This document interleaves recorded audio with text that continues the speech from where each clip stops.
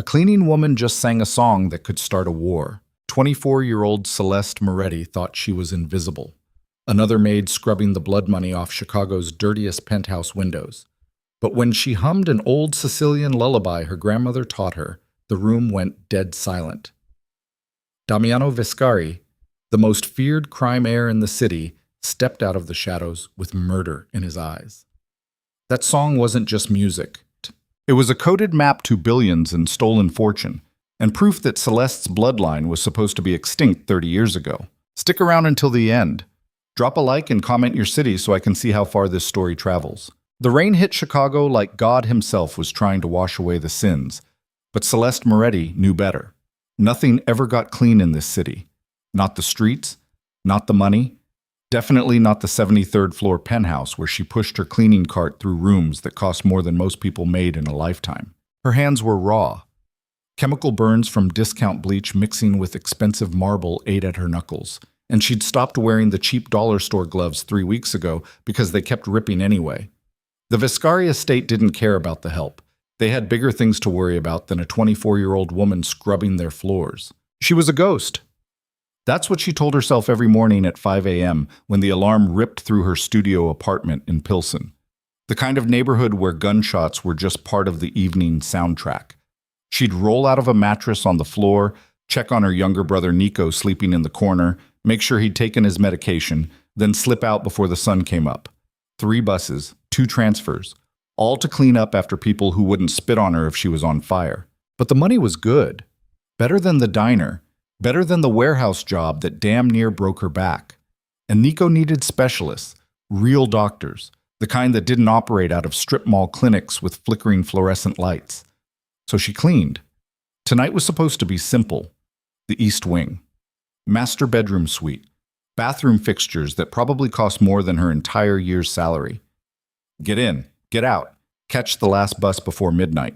Celeste pushed through the double doors into the bedroom, and the smell hit her first. Leather, expensive cologne, cigar smoke that probably came from something illegal and imported. The room stretched out like a cathedral to excess, floor-to-ceiling windows looking out over Chicago's skyline, furniture that belonged in a museum, and a bed big enough to sleep 6 people comfortably. She hated it, hated the waste, hated how the silk sheets probably cost more than Nico's medication, hated how easy everything was for people who'd never worried about anything real in their entire lives. But she needed the check. Celeste started with the windows. The glass was spotless already, but her supervisor had been explicit. Mr. Vescari wants perfection. You see a fingerprint, you see a smudge, you fix it. No excuses. She sprayed. She wiped. She moved methodically across the massive window panels, watching her reflection blur and sharpen with each stroke. Outside, the storm was getting worse. Lightning cracked across the sky, illuminating the city in brief, violent flashes. That's when she started humming. She didn't even realize she was doing it at first. The melody just slipped out, an old Sicilian lullaby her grandmother used to sing when Celeste was small, before the cancer took her, before everything fell apart. The tune was haunting, minor key, sad and sweet at the same time. Dormi, dormi, bel bambin. The notes filled the empty room, echoing off the high ceilings. She was halfway through the second verse when she felt it. The temperature dropped. Not literally, but something shifted in the air, the way you can feel someone watching you even when you can't see them. Celeste froze mid-stroke, spray bottle still raised. "Don't stop!" The voice came from behind her, low, controlled, the kind of voice that didn't ask twice. She spun around, heart hammering against her ribs. A man stood in the shadows near the doorway. Tall, broad-shouldered, dressed in a black suit that fit like it was sewn onto his body. His face was angular, sharp enough to cut glass, and his eyes, Christ, his eyes were the coldest thing she'd ever seen. Gray like winter ice, emotionless. Damiano Vescari. She'd never seen him in person before. The staff knew to avoid him. He was the heir, the untouchable one. The man who allegedly made people disappear with a phone call. I said, "Don't stop." His voice was quieter this time, almost gentle, but there was steel underneath. Celeste's throat closed up. Her hands were shaking. She tried to speak, but nothing came out. Damiano stepped forward, moving with the kind of precise control that made her think of predators. Panthers, sharks, things that killed efficiently. That song, he said slowly. Where did you learn it? I don't, her voice cracked. My grandmother.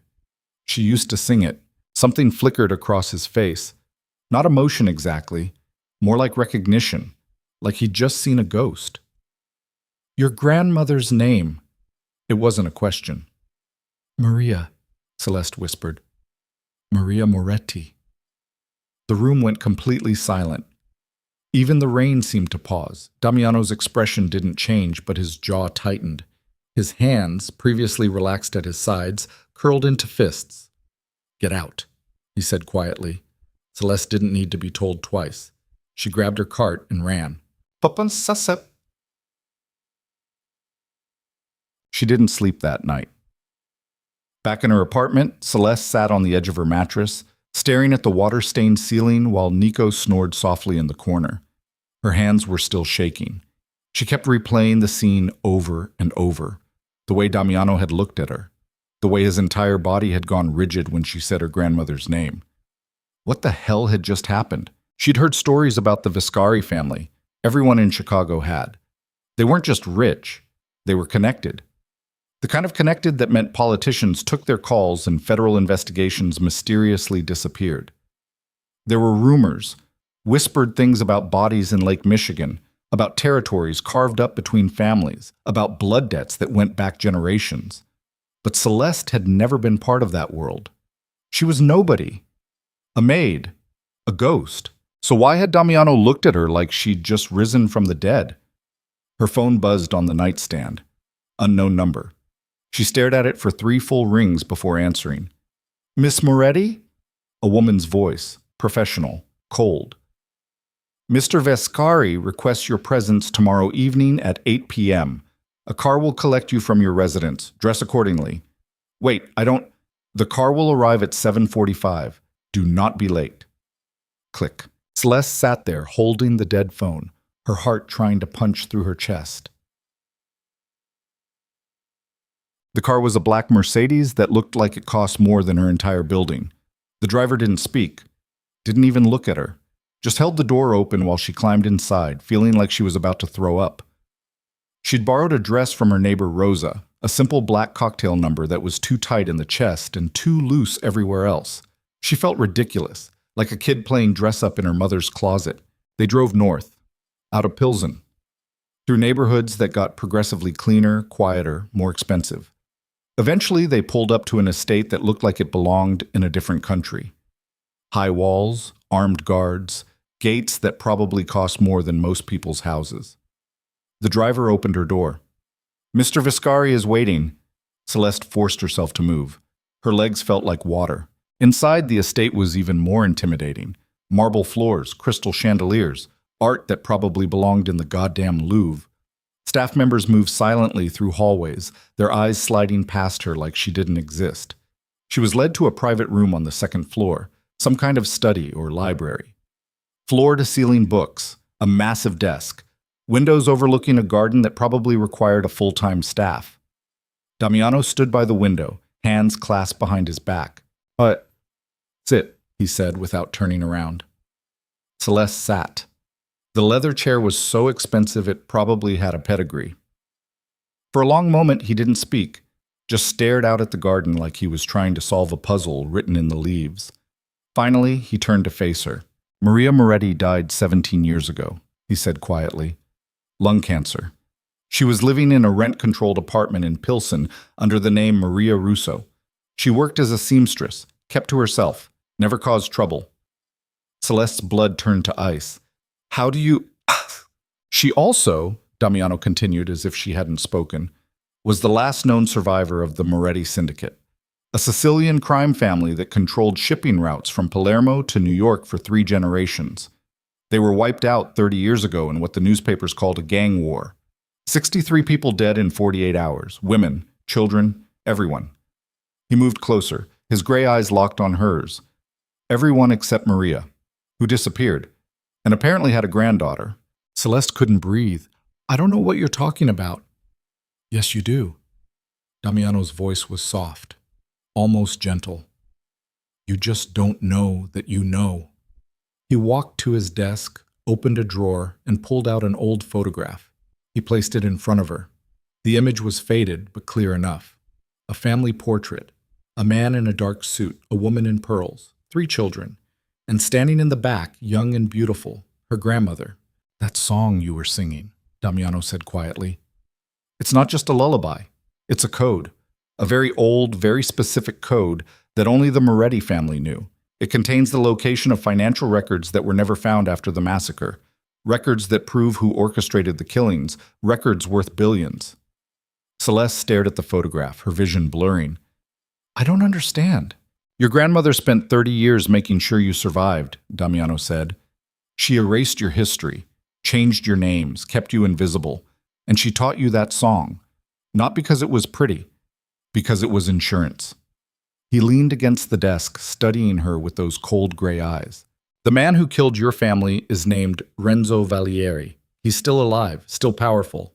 And the moment he hears your name, the moment he realizes Maria Moretti had a living descendant, he will do everything in his power to eliminate you. The room tilted. Celeste gripped the arms of the chair to keep from falling. Why are you telling me this? Damiano smiled. It didn't reach his eyes. Because you're about to become very valuable. And I need you alive. She should have run. That's what any sane person would have done. Gone straight to the police, filed for witness protection, disappeared. But Celeste thought about Nico, about the medical bills stacking up, about the specialist who'd said her brother needed a surgery they couldn't afford, about the life she'd been fighting to build out of nothing. And she thought about her grandmother, the woman who'd worked 3 jobs to keep them fed, who'd sung those songs every night before bed, who died alone in a county hospital because Celeste couldn't afford anything better. What do you want from me? She asked quietly. Damiano straightened. Tomorrow night, there's a gathering, very private, very exclusive. Politicians, businessmen, people who move the world from the shadows. You're going to attend as my guest. Why? Because I want Renzo Valieri to see you. I want him to hear you sing, and I want him to know that the Moretti bloodline isn't extinct. You're using me as bait. I'm using you as a weapon. Damiano's voice was cold. There's a difference. Celeste stood up. Her legs were steadier now. Anger was burning through the fear. And what do I get out of this? Protection, resources, money for your brother's treatment, a chance to reclaim what was stolen from your family. He paused. And revenge, if you want it. She should have said no, should have walked out, should have chosen safety over this insane proposition. But when she opened her mouth, what came out was, what do I have to do? Damiano smiled. This time, it almost looked real. Learn to stop being invisible. Guess. The next 24 hours were a blur. Stylists, tailors, people who taught her how to walk in heels, how to hold a champagne glass, how to smile without showing teeth. It was like being rebuilt from scratch. They dressed her in diamonds, real ones, the kind that felt heavy against her collarbone, a black gown that fit like it had been painted on, hair swept up in a style that made her look dangerous and untouchable. When Celeste looked in the mirror, she didn't recognize herself. Better, Damiano said from the doorway.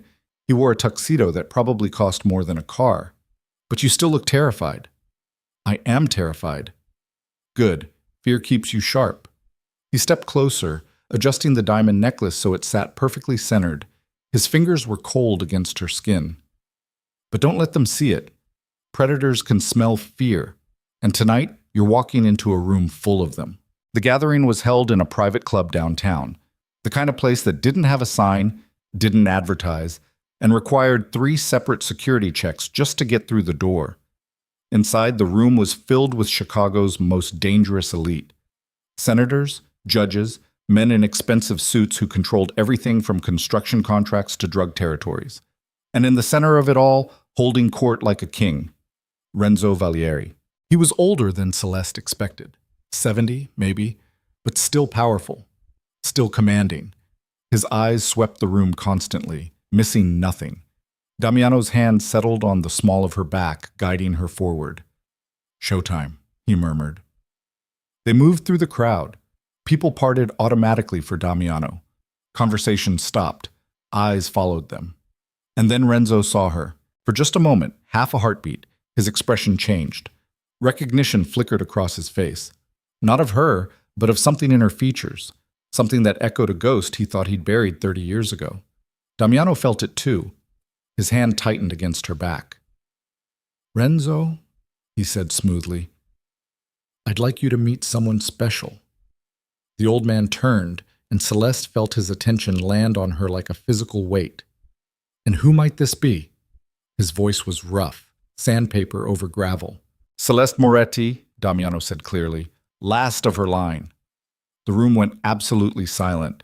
Renzo's face remained perfectly neutral, but Celeste saw his hand twitch, saw the way his jaw clenched, saw the flash of something cold and calculating behind his eyes.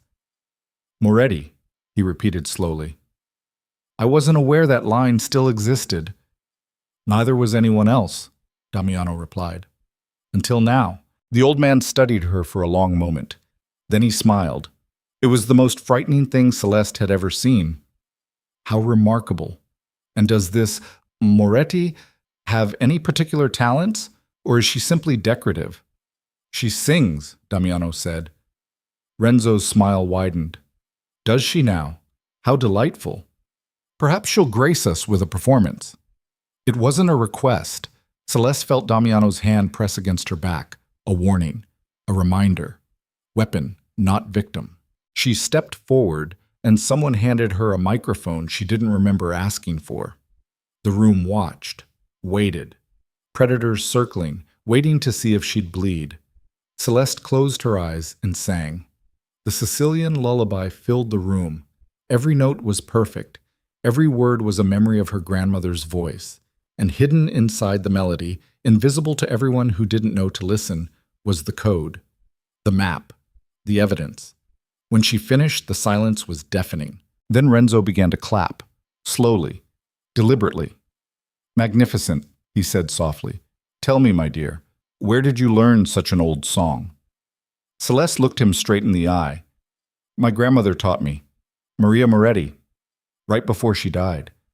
For the first time, Renzo's mask slipped, just for a second, but it was enough. He knew. He knew she was real. Knew she was dangerous. Knew everything he'd built was suddenly threatened by a 24-year-old maid in a borrowed dress. "How lovely," he said quietly. "We must speak more. I have so many questions about your family history."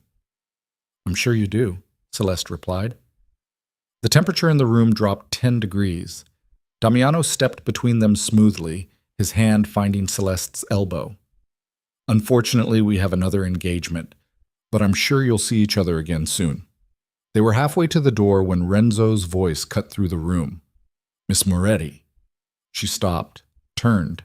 The old man smiled, and this time there was nothing human in it. "Welcome back to Chicago. I do hope you survive your homecoming. To Bastille." In the car, Celeste's hands wouldn't stop shaking. The adrenaline was crashing, leaving her hollow and cold. "You did well," Damiano said. "He's going to kill me." "He's going to try." Celeste turned to look at him. "You knew. You knew exactly what would happen in there. You wanted him to see me, to know I exist."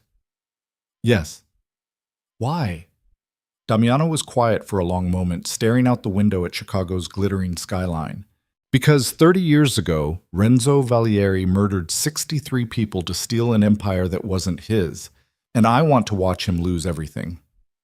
"Why do you care?" He finally looked at her, and for just a second she saw something raw behind those cold gray eyes. "Because one of those 63 people was my mother." The car pulled up to her apartment building. The driver opened the door. But before she could move, Damiano's hand caught her wrist. "Go upstairs. Pack a bag for you and your brother. You have 20 minutes. "What? Why?" "Because Renzo knows where you live, and by morning, he'll have people here to make sure you disappear permanently." Celeste's stomach dropped. "Nico." "We'll be protected. I have a team waiting, but you need to move. Now." She ran. Up 4 flights of stairs because the elevator was broken. Down the hallway, fumbling with her keys, bursting through the door. Nico was sitting on the mattress, wide-eyed, as 3 men in dark suits stood in their tiny apartment. "Celeste?" Her brother's voice was small, scared. "It's okay," she lied, moving to him quickly. We're going somewhere safe." "Why?" "Because I'm not invisible anymore," she thought. "Because I just walked into a war I didn't know existed. Because our grandmother left us more than songs. Because I said so. Come on." She threw clothes into a duffel bag. Nico's medication, his inhaler, the photograph of their grandmother, the only one she had. One of Damiano's men stepped forward. "Miss Moretti, we need to leave." "I know, She grabbed Nico's hand. Just give me a second." She looked around the apartment, at the water-stained ceiling, the mattress on the floor, the refrigerator that barely worked, the life she'd fought so hard to build out of nothing. All of it was about to burn. "Miss Moretti, I'm ready." They moved fast, down the back stairs, into an unmarked van. Nico pressed against her side, shaking. "Where are we going?" he whispered. Celeste thought about Damiano's cold eyes, about Renzo's smile, about the song her grandmother had taught her, the one that wasn't just a lullaby. "I don't know," she admitted. The van pulled away from the curb, and she watched her old life disappear in the rearview mirror. 3 blocks behind them, headlights turned on. Black SUVs pulling out of the shadows. Following, the safe house wasn't safe. Celeste knew it the moment they pulled through the gates. The estate sat 40 minutes outside Chicago, hidden behind 15-foot walls and enough armed guards to invade a small country. But safety was an illusion.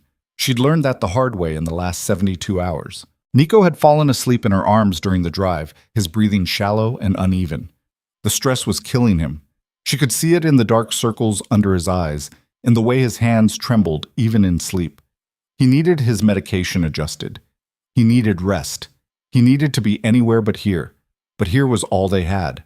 Damiano met them at the entrance, still in his tuxedo from the gathering, but he'd loosened his tie and rolled up his sleeves. There was blood on his cuff.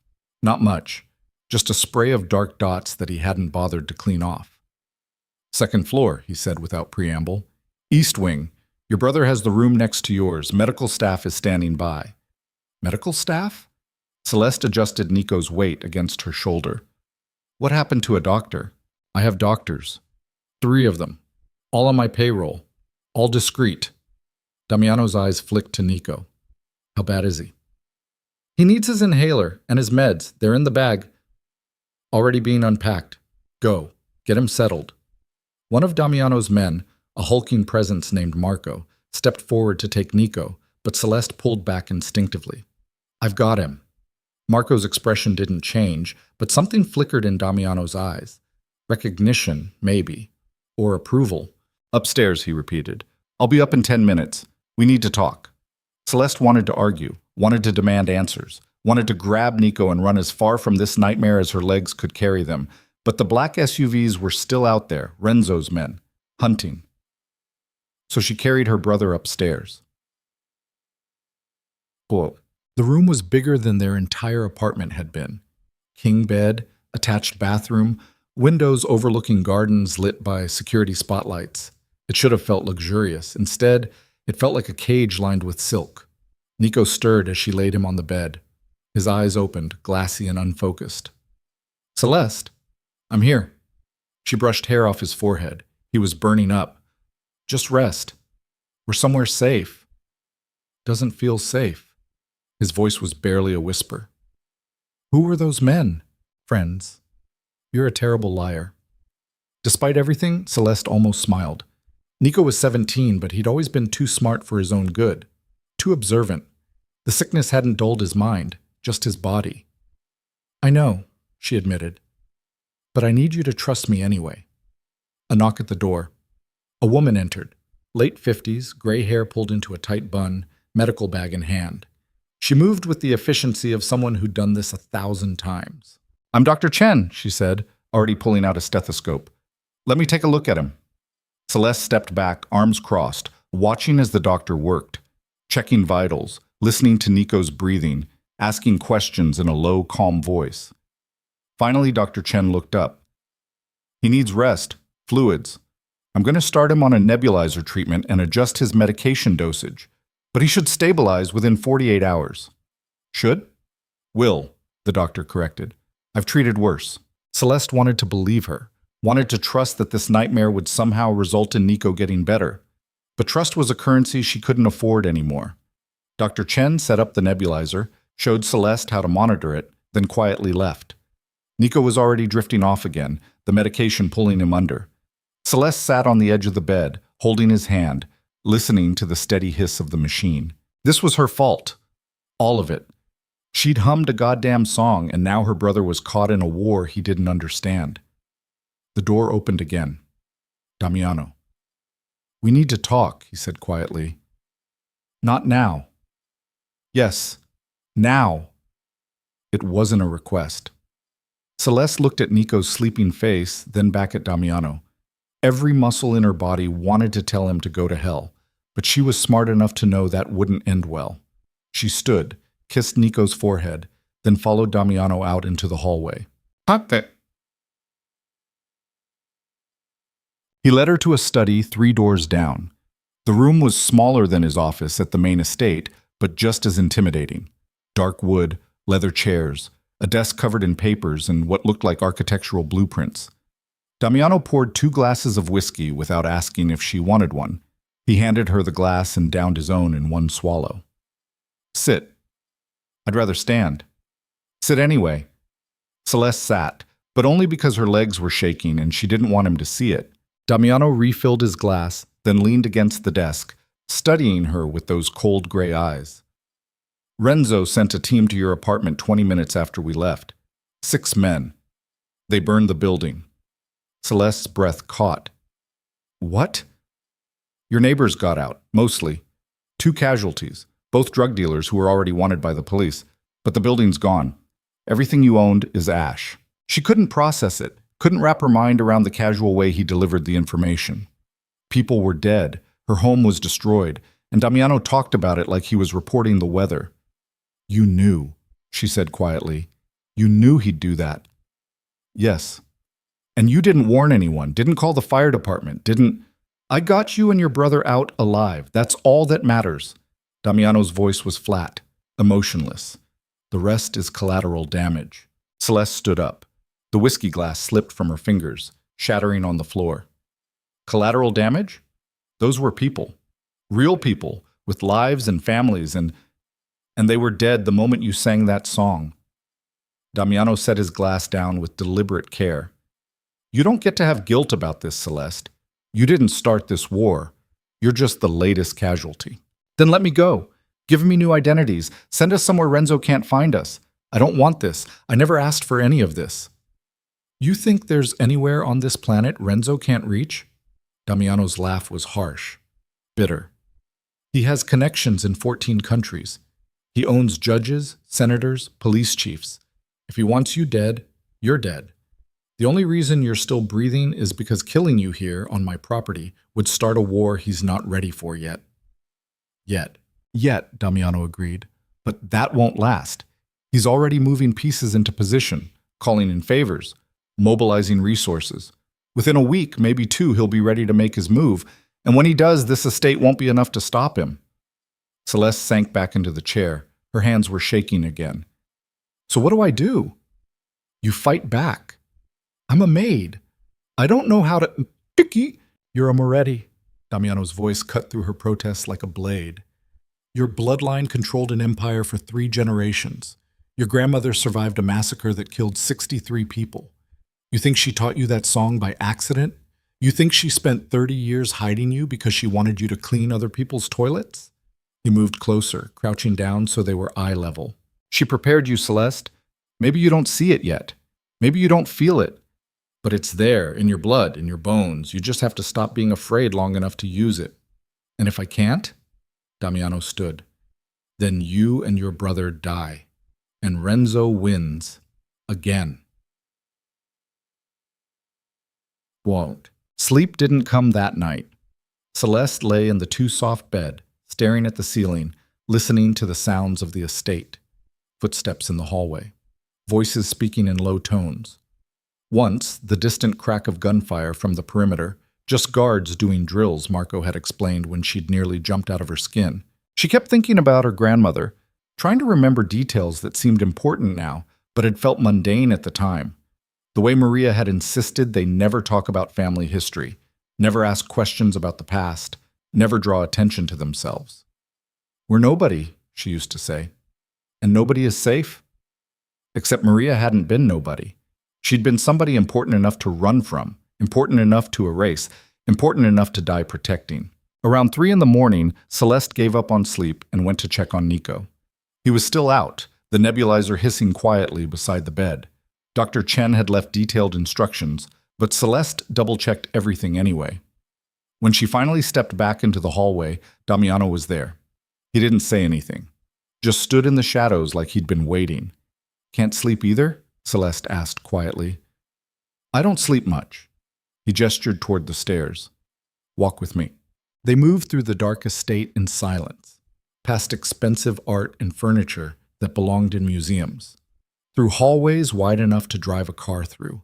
Everything about this place screamed money and power and violence barely contained. Damiano led her to a library on the first floor, floor-to-ceiling books, a fireplace big enough to roast a pig, windows overlooking the gardens. He poured himself another whiskey, offered her one. This time she took it. "My mother's name was Isabella," Damiano said quietly, staring into the fire. "She was Renzo's younger sister, and she was supposed to marry my father to solidify an alliance between the Valieri and Vescari families." Celeste didn't speak, didn't want to break whatever spell had made him willing to share this. But Isabella fell in love with someone else, a man from the Moretti family. Your uncle, actually, Luca Moretti. They planned to run away together, start over somewhere far from all this. Damiano took a long drink. Renzo found out, and he made sure the Morettis paid for trying to steal what belonged to him. The massacre. 63 people in 48 hours, including Luca, and Isabella, who tried to protect him. His jaw tightened. "My father found her body 3 days later. She'd been—" He stopped, swallowed hard. "It doesn't matter. She was gone. And my father spent the next 20 years trying to find proof that Renzo orchestrated it. But the old bastard was too careful, too connected. The investigation went nowhere. Your father died 5 years ago. Heart attack. At least that's what the autopsy said." Damiano's smile was cold. "I have my doubts." Celeste studied him in the firelight, seeing him differently now, not just as a predator, but as someone who'd been broken by the same man who'd destroyed her family. "So this isn't about me at all," she said quietly. "I'm just a tool. A way for you to finally hurt Renzo the way he hurt you." Damiano turned to face her fully. Yes, she should have been angry, should have felt used, but at least he was honest about it. "What happens after?" she asked. "After you get your revenge, what happens to me and Nico? That depends on you. On whether I'm useful, on whether you survive." He moved closer. "This isn't a fairy tale, Celeste. There's no happy ending waiting at the finish line. Best case scenario, you walk away with enough money to disappear and never look back. Worst case, you die the same way your grandmother should have 30 years ago. And you? I die the way I've always known I would, violently. Probably sooner than later." He said it without emotion, like he was talking about someone else. "But if I can take Renzo down first, it'll be worth it." Celeste took a long drink of whiskey. It burned all the way down. "I want to learn," she said quietly. Damiano raised an eyebrow. "Learn what?" "Everything. How to read people, how to negotiate, how to see betrayal coming, how to—" She met his eyes. "How to be what my grandmother was, before they tried to erase her." Something shifted in Damiano's expression. Not quite respect, but close. "That's not a decision you make lightly." "I'm not making it lightly. I'm making it because I don't have a choice." Celeste set down her glass. "Renzo wants me dead, fine, but I'm not going to die hiding in the dark. If I'm going down, I'm going down fighting." Damiano studied her for a long moment. Then he nodded. "All right, we start tomorrow. 6 a.m. Don't be late. Mkunk." The next 3 weeks were hell. Damiano hadn't been kidding about the training. 6 a.m. sharp, he'd show up at her door with coffee and a file folder full of information she needed to memorize. Family trees, business structures, territory maps, who owed favors to whom, who'd killed whose brother, who was sleeping with whose wife. The criminal underworld of Chicago was a spider web, and Damiano made her learn every thread. "This is Vincent Calabrese," he'd say, pointing to a photograph. "He controls the South Side docks, owes Renzo $2 million from a bad gambling debt, has 3 daughters he'd kill for, and a mistress he actually loves. What's his weakness? The mistress. Wrong. The daughters are legitimate. The mistress is expendable. If you threaten the daughters, he'll burn the world down. Threaten the mistress, he'll get a new one. Try again." It went on like that for hours. Names, faces, connections, leverage points. Then there were the practical lessons. How to walk into a room and command attention. How to read micro-expressions. How to lie so smoothly even you believed it. "People don't follow strength," Damiano told her during one session. "They follow certainty. You can be terrified. You can be dying inside. But if you act like you know exactly what you're doing, people will believe you." He made her practice negotiation scenarios. Sitting across from him at a table while he played various roles, angry supplier, suspicious ally, ambitious rival. Every time she made a mistake, he'd stop and make her start over. "You're apologizing," he said during one particularly brutal session. "Stop it. I was just... Apologizing makes you weak. You want something? Take it. You made a decision? Own it. You don't owe anyone an explanation. That's not how normal people... You're not normal people anymore." His voice was sharp. "The moment you walked into that gathering and sang that song, you stopped being normal. You became a target, and targets don't survive by being polite." Celeste wanted to argue, wanted to push back against the casual cruelty of it all, but she was learning, slowly, painfully, learning to see the world the way Damiano did, as a chessboard where everyone was either an asset or a threat. The worst part was how good she was getting at it. But Nico noticed the change first. "You're different," he said one afternoon. They were in the garden. His doctor had recommended fresh air, and Celeste had insisted on accompanying him. "Harder." "I'm the same." "No, you're not." He looked at her with those 2 smart eyes. "You sound like him now. Damiano. All cold and calculated." Celeste wanted to deny it, but he was right. She'd started thinking 3 steps ahead in every conversation, started analyzing people for weaknesses before they'd even finished introducing themselves, started seeing every interaction as a potential negotiation. "I'm just trying to keep us alive," she said quietly. "Are you, or are you trying to become something else?" "What's that supposed to mean?" Nico was quiet for a long moment, watching birds circle the garden fountain. "When we were kids, you used to tell me stories, remember? You'd make up these elaborate fairy tales about princesses and dragons and magic, and you always said the same thing at the end. The good guys win because they're good, not because they're strong. That's different. Is it?" He turned to face her. "Because from where I'm sitting, you're starting to sound like the dragon." The words hit harder than they should have. Celeste opened her mouth to argue, but nothing came out. Because he wasn't wrong. She'd spent 3 weeks learning how to manipulate people, how to identify leverage and exploit it, how to lie without flinching, how to treat human beings like chess pieces. And the worst part? She was starting to like it. "I'm scared, Celeste." Nico's voice was small, younger than his 17 years. "Not of Renzo or his men, of losing you, of watching you turn into someone I don't recognize." She pulled him into a hug. He was taller than her now, but he still felt fragile, breakable. "I'm still me," she whispered. "I promise." But even as she said it, she wondered if it was true. That night, everything changed. Celeste was in the library, reviewing territory maps, when Marco burst through the door. His face was pale, sweat beaded on his forehead. "We have a problem." Damiano appeared from a side office, already moving. "What kind of problem?" "Traitor. Inside the house." Marco's voice was tight, controlled, but there was fear underneath. "Someone's been feeding information to Renzo, guard schedules, security protocols, the whole layout." The temperature in the room dropped. "Who?" Damiano's voice was deadly quiet.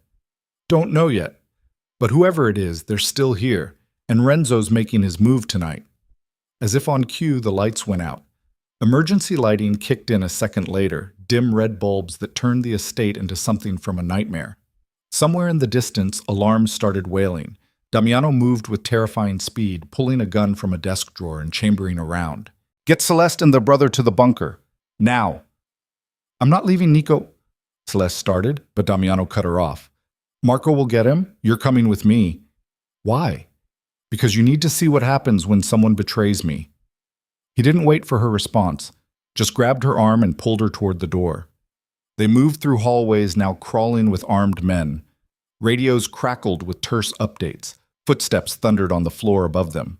Damiano led her to a basement level she hadn't known existed, down concrete stairs, through a steel door that required 3 separate codes to open. Inside was a command center, screens showing every angle of the estate, men coordinating defensive positions, and in the center of it all, tied to a chair, Carlos, one of Damiano's senior guards, a man Celeste had seen every day for 3 weeks, who'd made jokes with Nico, who'd taught her how to field strip a pistol. His face was bloody, nose broken, one eye swollen shut. Tell her what you told me, Damiano said quietly. Carlos spat blood onto the floor. I don't have anything to... Damiano pulled his gun and pressed it against Carlos's kneecap. Wrong answer. Wait. Celeste stepped forward without thinking. You don't have to... Yes, I do. Damiano didn't look at her, didn't take his eyes off Carlos. This is what betrayal costs. This is what happens when you sell out your family for money, and you need to see it. Carlos was shaking now, tears mixing with blood. They have my sister, he whispered. Renzo's men. They took her 3 days ago, said they'd kill her if I didn't cooperate. I didn't have a choice. Everyone has a choice. Damiano's voice was empty, hollow. You chose wrong. The gunshot was deafening in the confined space.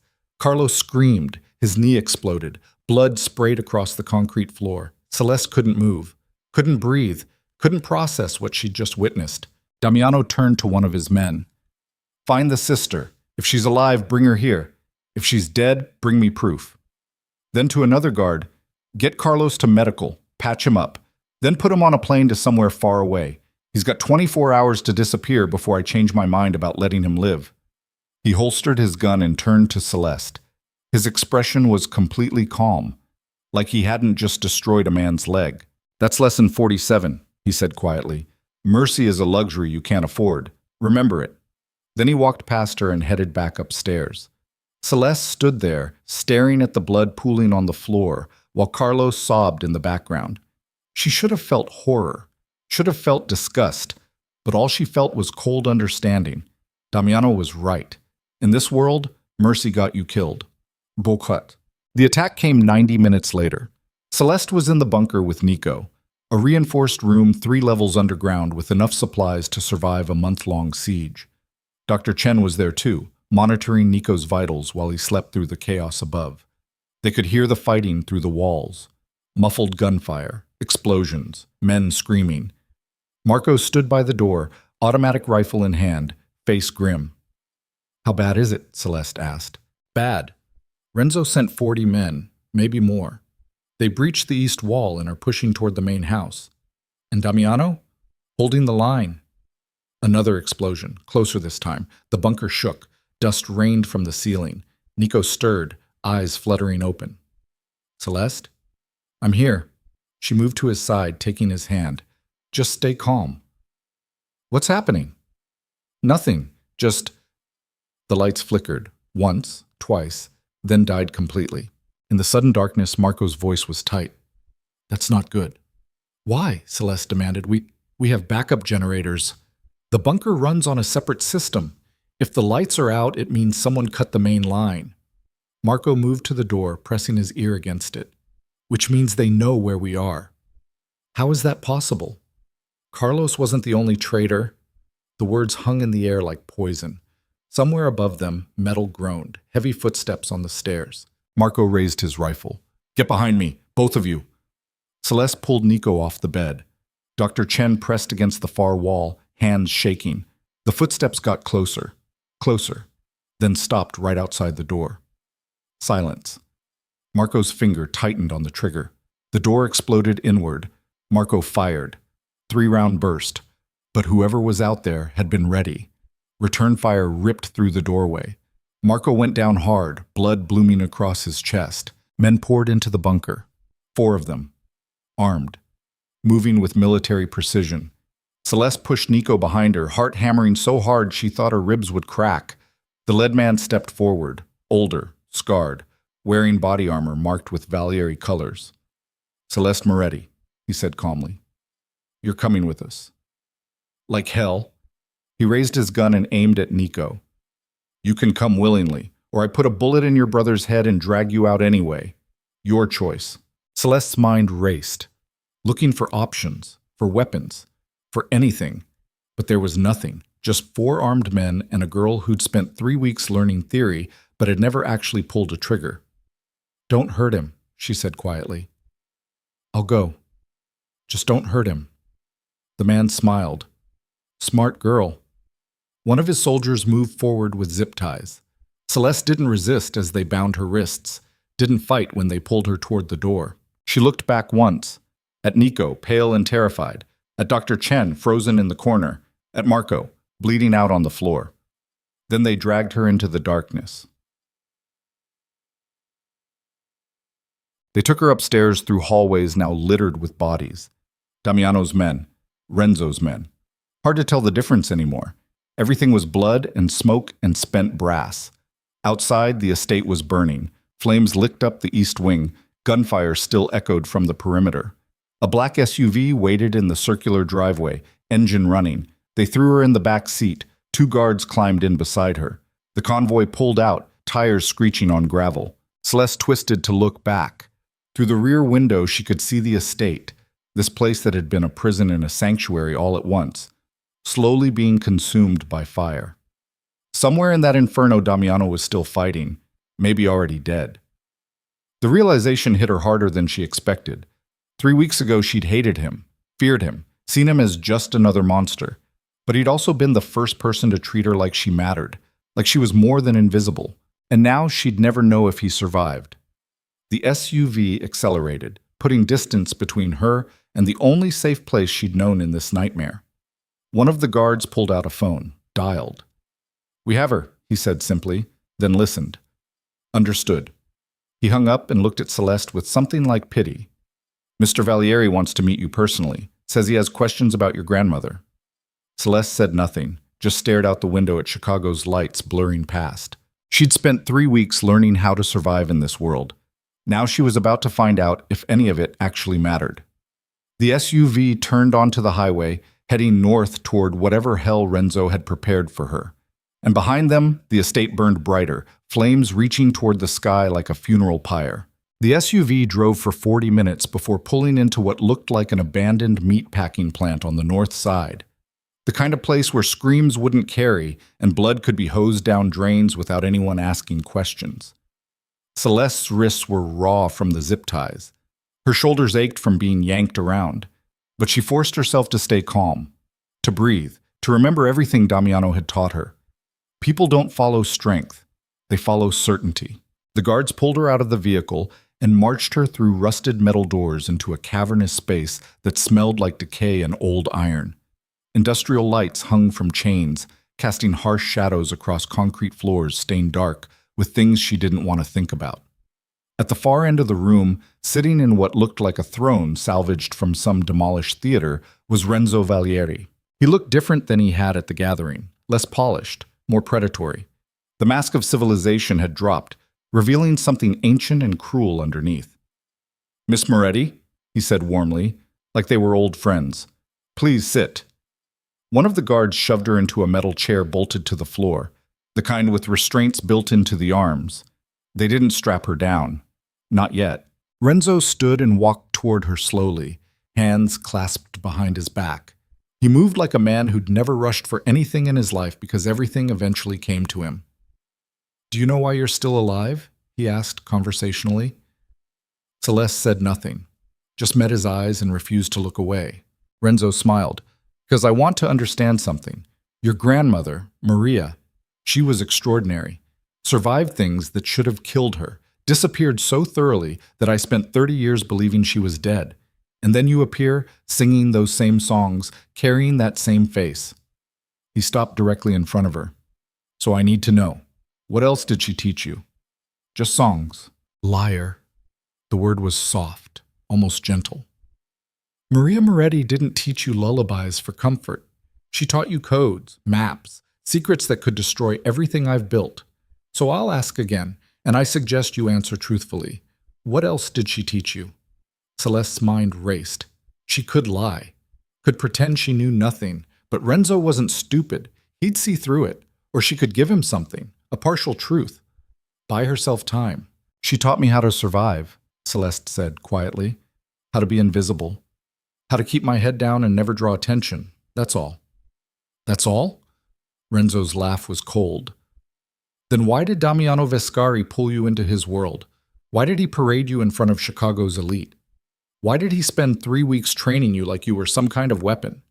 You tell me. You clearly had someone watching. I had several people watching. Renzo returned to his throne and sat. Carlos was useful, but he wasn't my only asset inside the Vescari estate. The words hit like a physical blow. Multiple traitors, not just Carlos, which meant everything Damiano had taught her, every security protocol they'd relied on, had been compromised from the beginning. I can see you're doing the math, Renzo said pleasantly, wondering who else sold you out, wondering if anyone around you was actually loyal. The answer is no, by the way. Loyalty is a fairy tale people tell themselves to sleep better at night. Everyone has a price. I just need to find it. He gestured, and one of his men brought forward a laptop. Renzo opened it and turned the screen toward her. Celeste's stomach dropped. The screen showed surveillance footage, multiple angles, all from inside the Vescari estate, the library where she'd studied, the garden where she'd walked with Nico, the command center where she'd watched Damiano shoot Carlos. Every moment, every conversation, all recorded. You see, Renzo continued, I've been watching you very carefully, studying you, and I've noticed something interesting. You're not your grandmother. Maria was a survivor. She ran, she hid, she erased herself completely. But you? He leaned forward. You have ambition. I can see it. The way you absorbed Damiano's lessons. The way you started thinking like a player instead of a pawn. You're not content being invisible anymore. He wasn't wrong, and that terrified her more than anything else. So here's what's going to happen, Renzo said. You're going to tell me everything Maria taught you, every code, every location, every scrap of information about the Moretti accounts and territories. And in exchange, I'll let you and your brother live. Hell, I'll even give you money. Enough to disappear properly this time. And if I refuse? Renzo pulled out his phone, pressed a button, turned the screen toward her. Celeste's blood turned to ice.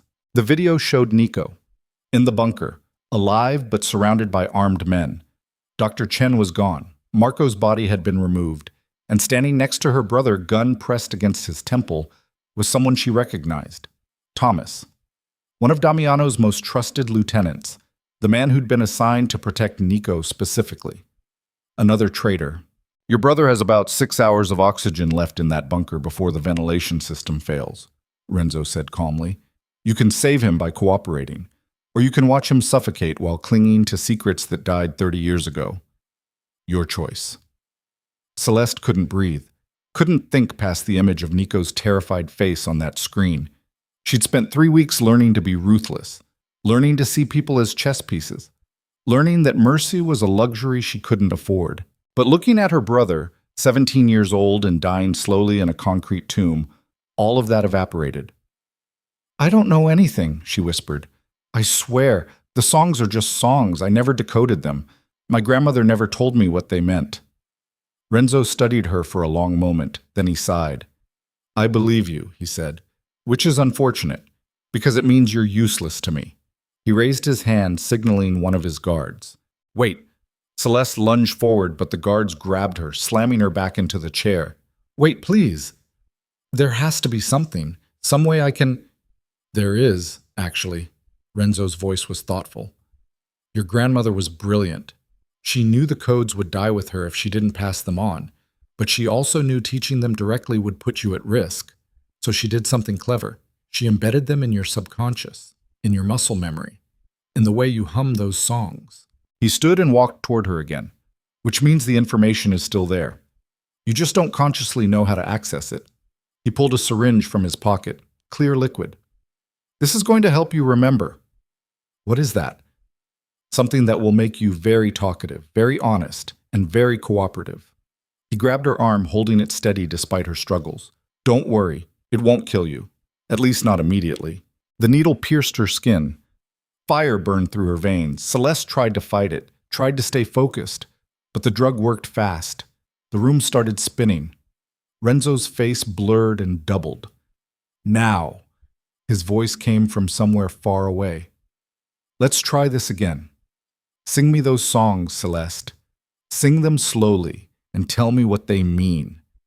She wanted to resist, wanted to stay silent, but her mouth opened and the words came out anyway. The lullabies. Every verse. Every variation her grandmother had taught her. And as she sang, something strange happened. The words started to make sense, not as music, but as instructions, coordinates, account numbers, names of banks and cities and people. Her grandmother had encoded everything, not in a way that could be written down or stolen, but woven into melodies that Celeste had sung 1,000 times without understanding. Until now, the truth spilled out of her, location after location, code after code. 30 years of hidden Moretti assets, all exposed in one drugged confession. Renzo recorded everything. His expression was triumphant, greedy. When she finally stopped singing, Celeste's throat was raw. Her head pounded. She could barely focus her eyes. Magnificent, Renzo breathed. Your grandmother was even more clever than I gave her credit for. She turned you into a living vault, and you never even knew it. He gestured to his men. Lock her in the back room. Once I've verified these accounts are real, we'll decide what to do with her. They dragged Celeste through the warehouse and threw her into what had probably been a freezer once. The walls were concrete, no windows, just a single bare bulb and a door that locked from the outside. She collapsed onto the floor, head spinning, trying to process what had just happened. She'd given him everything. Every secret her grandmother had died protecting. And for what? Renzo still had Nico, still had all the leverage, still held all the cards. Celeste curled into a ball and tried not to vomit. She had no idea how much time passed. Could have been hours. Could have been days. The drug made everything fuzzy and disconnected. But eventually, the door opened. Celeste looked up, expecting Renzo or his guards. Instead, she saw Damiano. He looked like hell. Blood soaked through his shirt. His left arm hung at a wrong angle. Bruises covered half his face. But he was alive, and he was furious. Get up, he said coldly. Celeste tried to stand, but her legs wouldn't cooperate. Damiano grabbed her arm and hauled her upright with his good hand. The movement was rough, angry. How did you find you? I have resources you can't imagine. He pulled her toward the door. Now move. We don't have much time. They stumbled through the warehouse. Bodies were everywhere. Renzo's men, all dead. Damiano had carved a path through them like a force of nature. Outside, a black car waited. Marco, somehow still alive despite being shot, sat in the driver's seat, pale but functional. Damiano shoved Celeste into the back seat and climbed in after her. Drive, he ordered. The car peeled away from the warehouse, tires screaming. Celeste's head was clearing slowly, the drug wearing off. And with clarity came the full weight of what she'd done. I'm sorry, she whispered. I told him everything. He drugged me, and I know. Damiano's voice was ice. I heard the whole thing. What? He pulled out a phone, pressed play. Her own voice filled the car, singing, confessing, revealing every secret. Renzo's not the only one who can plant surveillance devices, Damiano said quietly. I had audio on you the whole time. Celeste stared at him. Then you know. I know that in 3 hours, Renzo Valieri is going to discover that every account you gave him is empty, that the Moretti fortune was moved years ago to locations only I know, that your grandmother didn't just give you the codes, she gave them to me too, before she died. His smile was cruel. She trusted me to protect them, and you just helped me prove that her granddaughter couldn't. The words hit like bullets. You used me, Celeste said slowly, this whole time, the training, the protection. Everything. You were using me to draw Renzo out, to make him think he could get the Moretti assets through me. Yes. And Nico? Damiano was quiet for too long. Where's my brother? Celeste's voice rose. You said you'd protect him. You promised. I said I'd try. The car suddenly felt too small, too hot. Celeste couldn't breathe. What does that mean? Damiano finally looked at her, and for the first time since she'd met him, she saw something like regret in those cold gray eyes. Thomas was my man, but he was also Renzo's, a double agent, and when the estate fell, he made a choice. He took Nico and disappeared. By the time I realized what happened, they were gone. No. The word came out broken. No, you're lying. I'm not. Damiano pulled out his phone again, showed her another video. Thomas dragging Nico through the burning estate, loading him into a car, driving away while gunfire erupted around them. Renzo has him, Damiano said quietly, and he'll use him to make you cooperate, to verify the accounts. And when he realizes you gave him false information, he stopped, swallowed hard. I'm sorry, Celeste, I truly am, but your brother is dead. He just doesn't know it yet. Celeste couldn't process it, couldn't accept it. Her mind kept circling the same thought over and over. Nico is dead. Nico is dead. Nico is dead. She'd spent her whole life protecting him, sacrificing for him, fighting to keep him alive, and in 3 weeks she'd gotten him killed. Let me out, she said quietly. What? Let me out of the car. Now. Celeste, that's not... She grabbed the door handle and pulled. The car was still moving, but she didn't care. Didn't care about anything except getting away from Damiano and his cold eyes and his calculated manipulation. Marco slammed on the brakes. The car screeched to a halt. Celeste threw herself out onto the pavement, scrambled to her feet, started running. She didn't know where she was going, didn't have a plan, just ran blindly down dark Chicago streets while her world collapsed around her. Behind her, she heard Damiano calling her name, but she didn't stop, couldn't stop. She ran until her lungs burned, until her legs gave out, until she collapsed in an alley somewhere south of the loop, gasping and sobbing and trying to figure out how everything had gone so catastrophically wrong. She must have passed out because the next thing she knew, someone was shaking her shoulder. Celeste jerked awake, fists raised, ready to fight. But it wasn't Renzo's men, or Damiano's.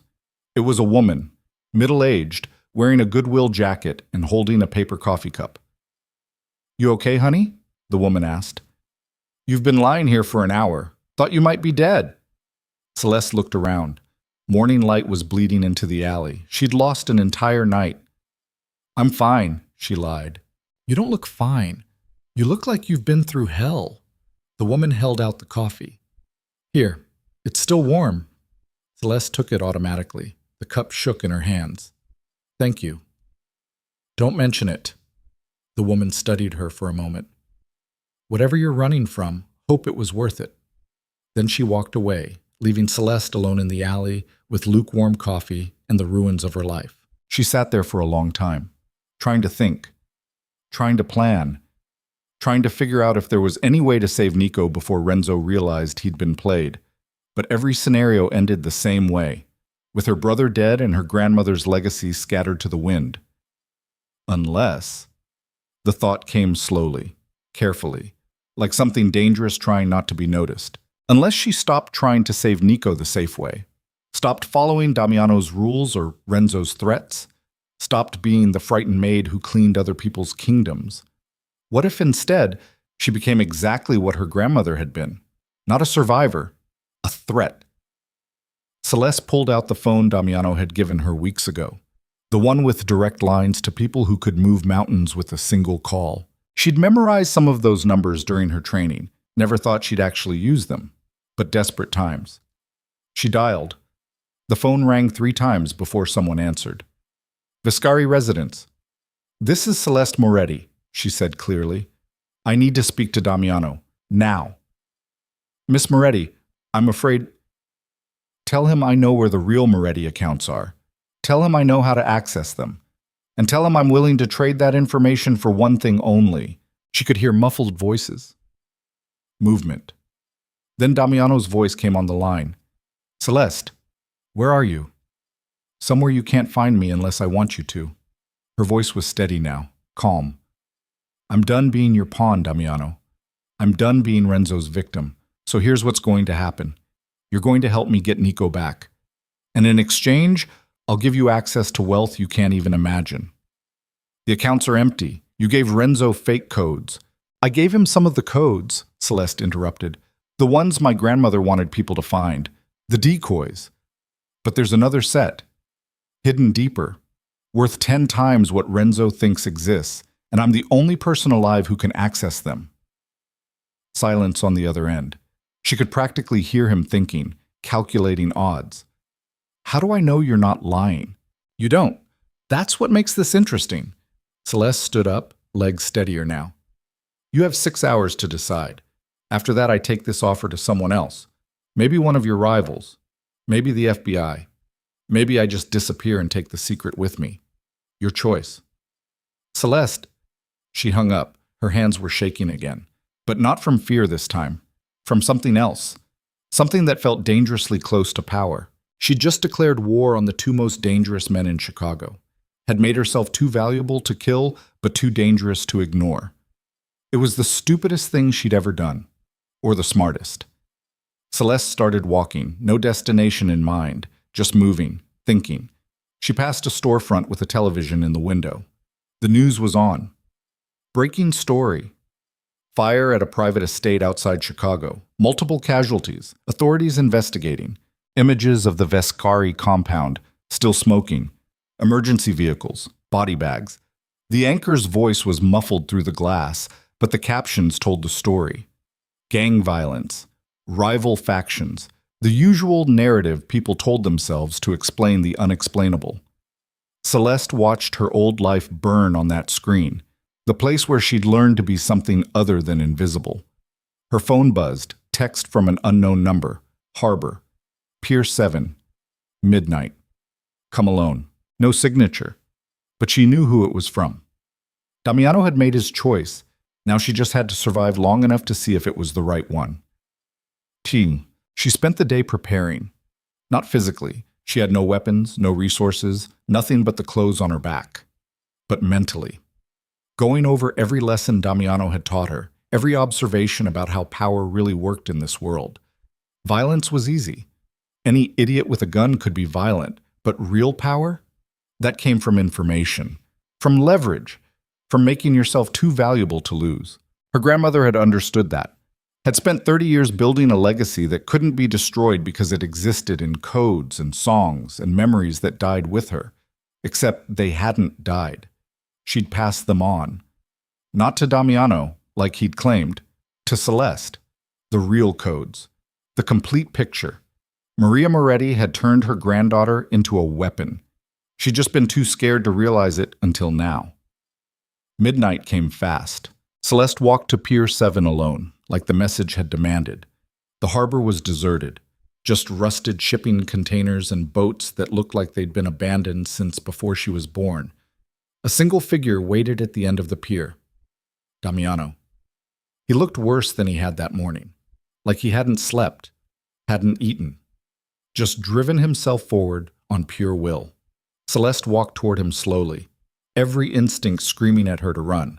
But she'd come too far to back down now. You came alone, Damiano observed. So did you. I have snipers positioned on 3 rooftops. Marco is in the water with a rifle, and there are 4 men in that container behind you. He said it casually, like he was commenting on the weather. But technically, yes, alone. I have nothing, Celeste admitted. No guns, no backup, no plan except this conversation. Then you're either very brave or very stupid. Probably both. Something like respect flickered in Damiano's eyes. Show me, he said quietly. Show me proof that you have access to the real accounts. Celeste pulled out a piece of paper. She'd spent hours writing it by hand in a coffee shop. A single string of numbers and letters that meant nothing to most people. But to someone who understood banking, it was everything. An account number, followed by routing codes, followed by authentication sequences that couldn't be faked. Damiano stared at the paper for a long moment. Then he pulled out his phone and made a call. Check this account. He read off the numbers, then waited. Celeste watched his face, watching for the moment he realized she was telling the truth. It came exactly 30 seconds later. His expression shifted, not shock exactly, but something close. How much? He asked into the phone, then went very still. Repeat that. He hung up and looked at Celeste like he was seeing her for the first time. 3.7 billion, he said slowly, in liquid assets, plus property holdings worth another 2 billion, plus investments I can't even begin to calculate. My grandmother spent 30 years moving money, hiding it, building it, and she left instructions for accessing all of it in those songs. Celeste took the paper back. But here's the thing, that account I just showed you, it's the smallest one. There are 6 others, each worth more than that one, and I'm the only person who knows how to access them. Damiano's jaw tightened. You're lying. Test me. Pick any of the songs. I'll give you one account code to verify. If I'm wrong, you can kill me right here. He studied her for a long moment. Then he said, the 3rd verse of the first song, the one about the bird. Celeste closed her eyes, let the melody play in her mind, extracted the sequence her grandmother had hidden there. She rattled off numbers. Damiano made another call, another long wait, another moment of realization when the account verified. 6.2 billion, he said hoarsely, plus gold reserves in 3 countries. Believe me now? He believed her. She could see it in his eyes, the way his entire posture had shifted, not looking at her like a pawn anymore, looking at her like an equal or a threat. What do you want? He asked quietly. Nico, alive and safe. And then I disappear. Take the codes with me. You never see me again. That's all? That's everything.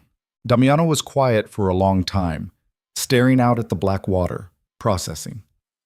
Renzo has your brother in a facility on the south side, he finally said. Industrial district, former factory, 20 guards minimum, professional security. Getting him out won't be easy. But possible? Possible, if you're willing to take a risk. I'm listening. Damiano turned to face her fully.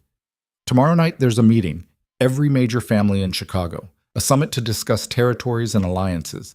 Renzo will be there, which means his fortress will be operating with skeleton staff. You want to hit it while he's distracted. I want you to walk in the front door and demand your brother back. Celeste stared at him. You've lost your mind. Have I? Think about it. You're worth almost $20 billion now, the sole heir to the Moretti fortune, the legitimate successor to an empire everyone thought was extinct. Damiano stepped closer. Renzo can't kill you without losing access to that money, but he also can't let you walk away because you're too dangerous. So he's trapped, and trapped men make mistakes. This is insane. This is the only play we have. His voice was urgent now, intense. You walk in. You demand a meeting with the other families. You claim your birthright in front of witnesses.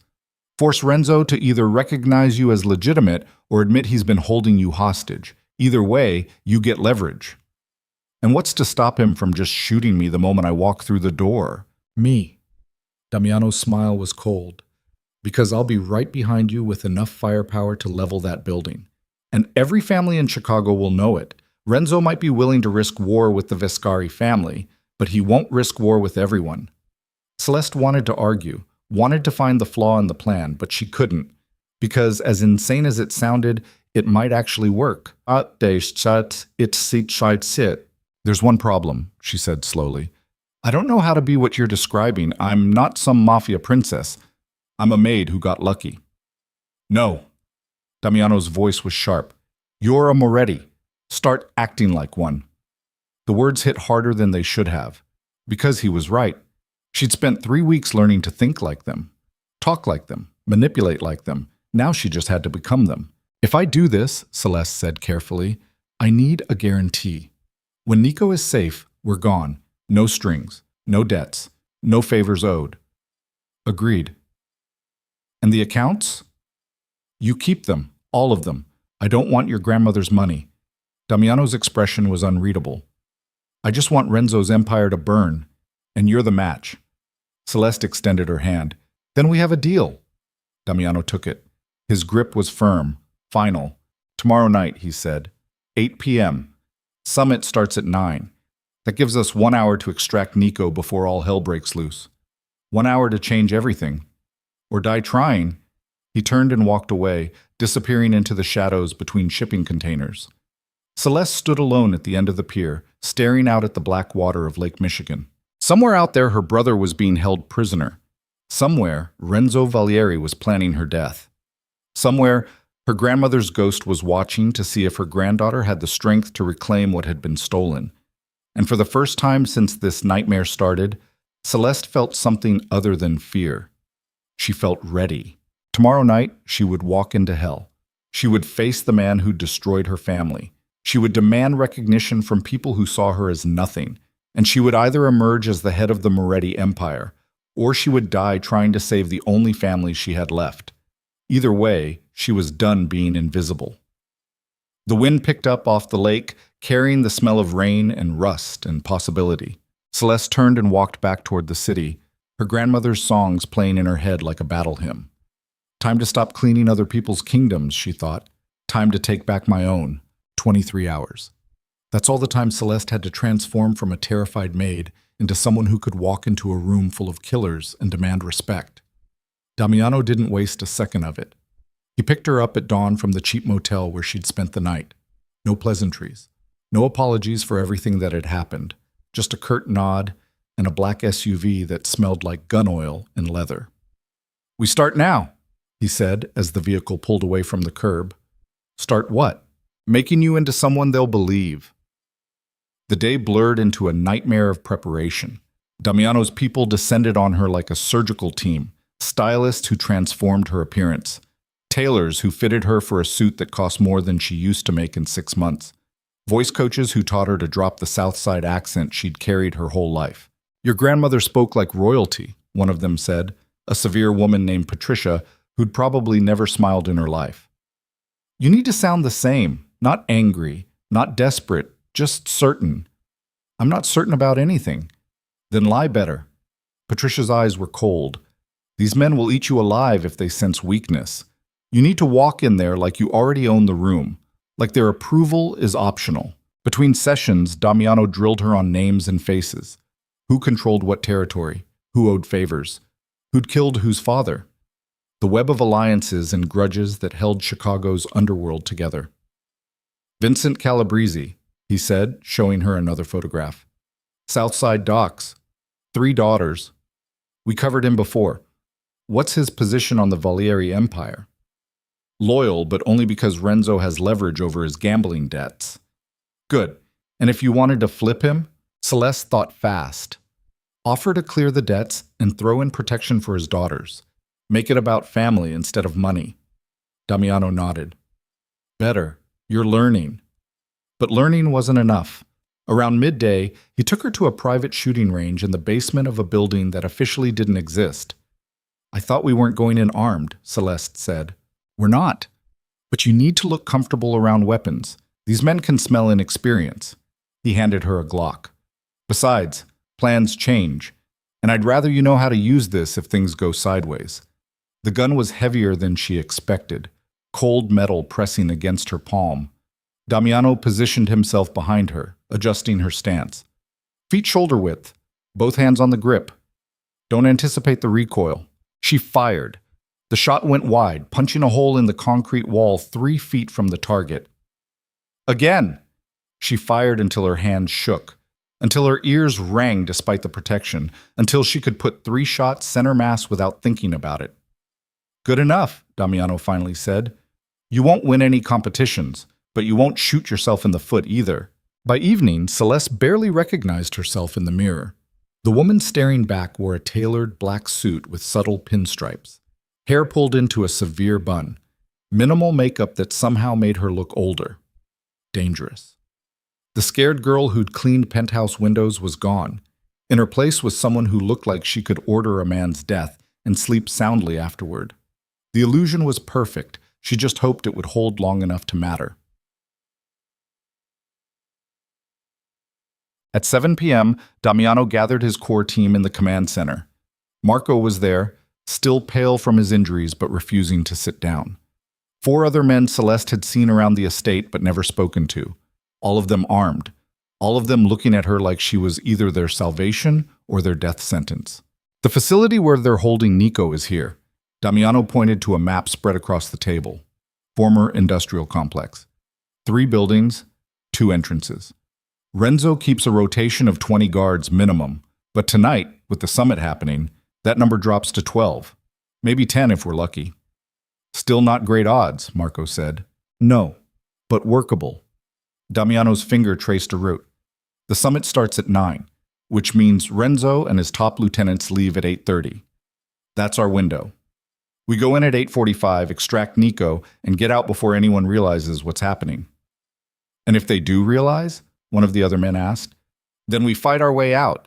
But that's not the primary plan. Damiano looked at Celeste. The primary plan is you walk through the front door and make them give him to you. Every eye in the room turned toward her. Explain, Marco said carefully.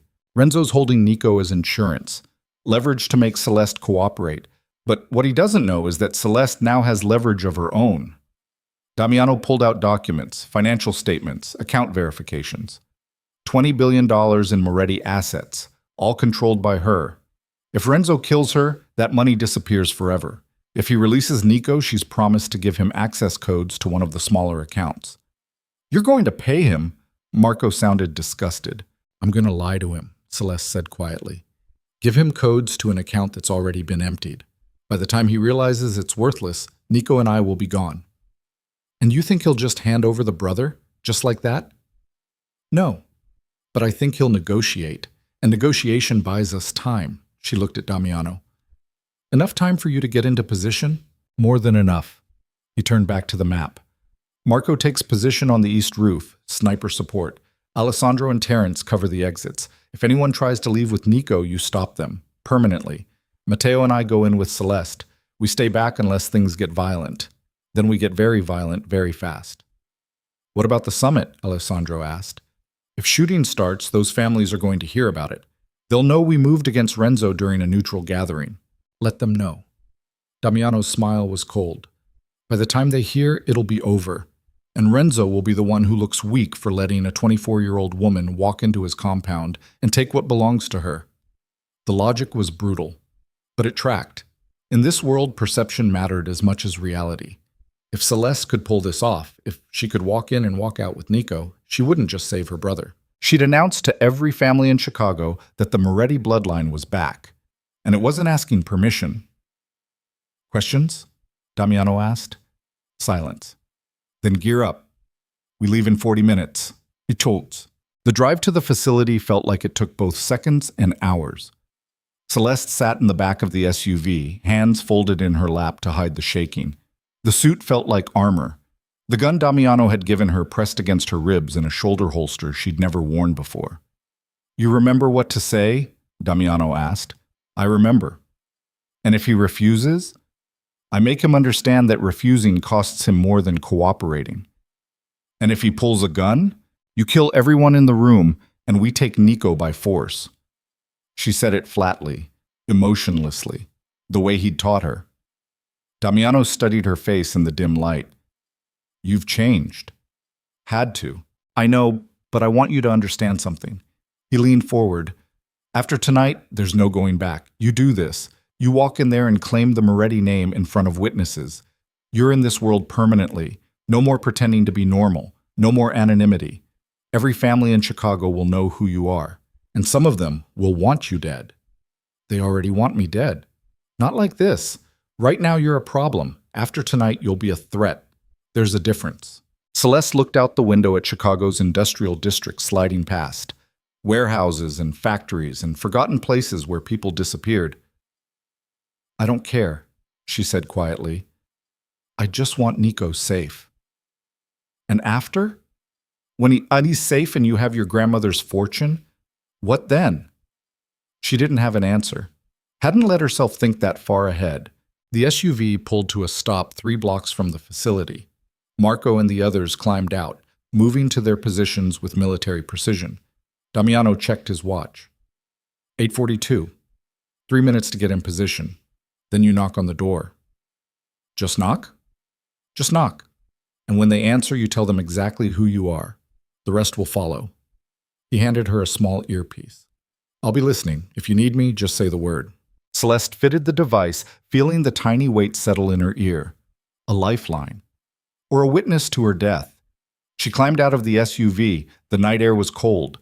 Somewhere in the distance, sirens wailed, the city going about its business while she prepared to walk into hell. Damiano and Matteo fell in behind her, close enough to help, far enough to not spook the guards. They approached the facility on foot. The main building loomed ahead, 3 stories of corrugated metal and broken windows. Light spilled from the ground floor. Shadows moved inside. Celeste walked up to the front door and knocked. For a moment, nothing happened. Then the door opened. A guard stood there, young, maybe 25, with a scar running down his left cheek. His hand was already on his gun. "Lost?" he asked. "No. I'm exactly where I need to be." Celeste's voice was steady, clear. "My name is Celeste Moretti. I'm here to see whoever's in charge, and I'm here to collect my brother." The guard's expression shifted. Recognition, shock, fear. "Wait here." The door closed. Celeste heard muffled voices inside, urgent, heated. "You're doing great," Damiano's voice came through the earpiece. "Stay calm." The door opened again. This time it was an older man, late 40s, expensive suit, the kind of guy who gave orders instead of taking them. "Miss Moretti," he said carefully, "I'm Anthony Russo. I manage this facility for Mr. Valieri. I'm afraid there's been some confusion. We're not expecting any visitors tonight." Then surprise. Celeste didn't blink. "I want to see my brother, now." "I'm afraid that's not possible. Mr. Valieri has given explicit instructions." "I don't care about Renzo's instructions. I care about Nico. And unless you want to explain to your boss why you let $20 billion walk away, you'll take me to him." The number landed like a bomb. Anthony's face went pale. 20? What are you talking about?" "The Moretti accounts. The real ones. Not the dummy codes I gave Renzo yesterday. The actual fortune." She pulled out a piece of paper.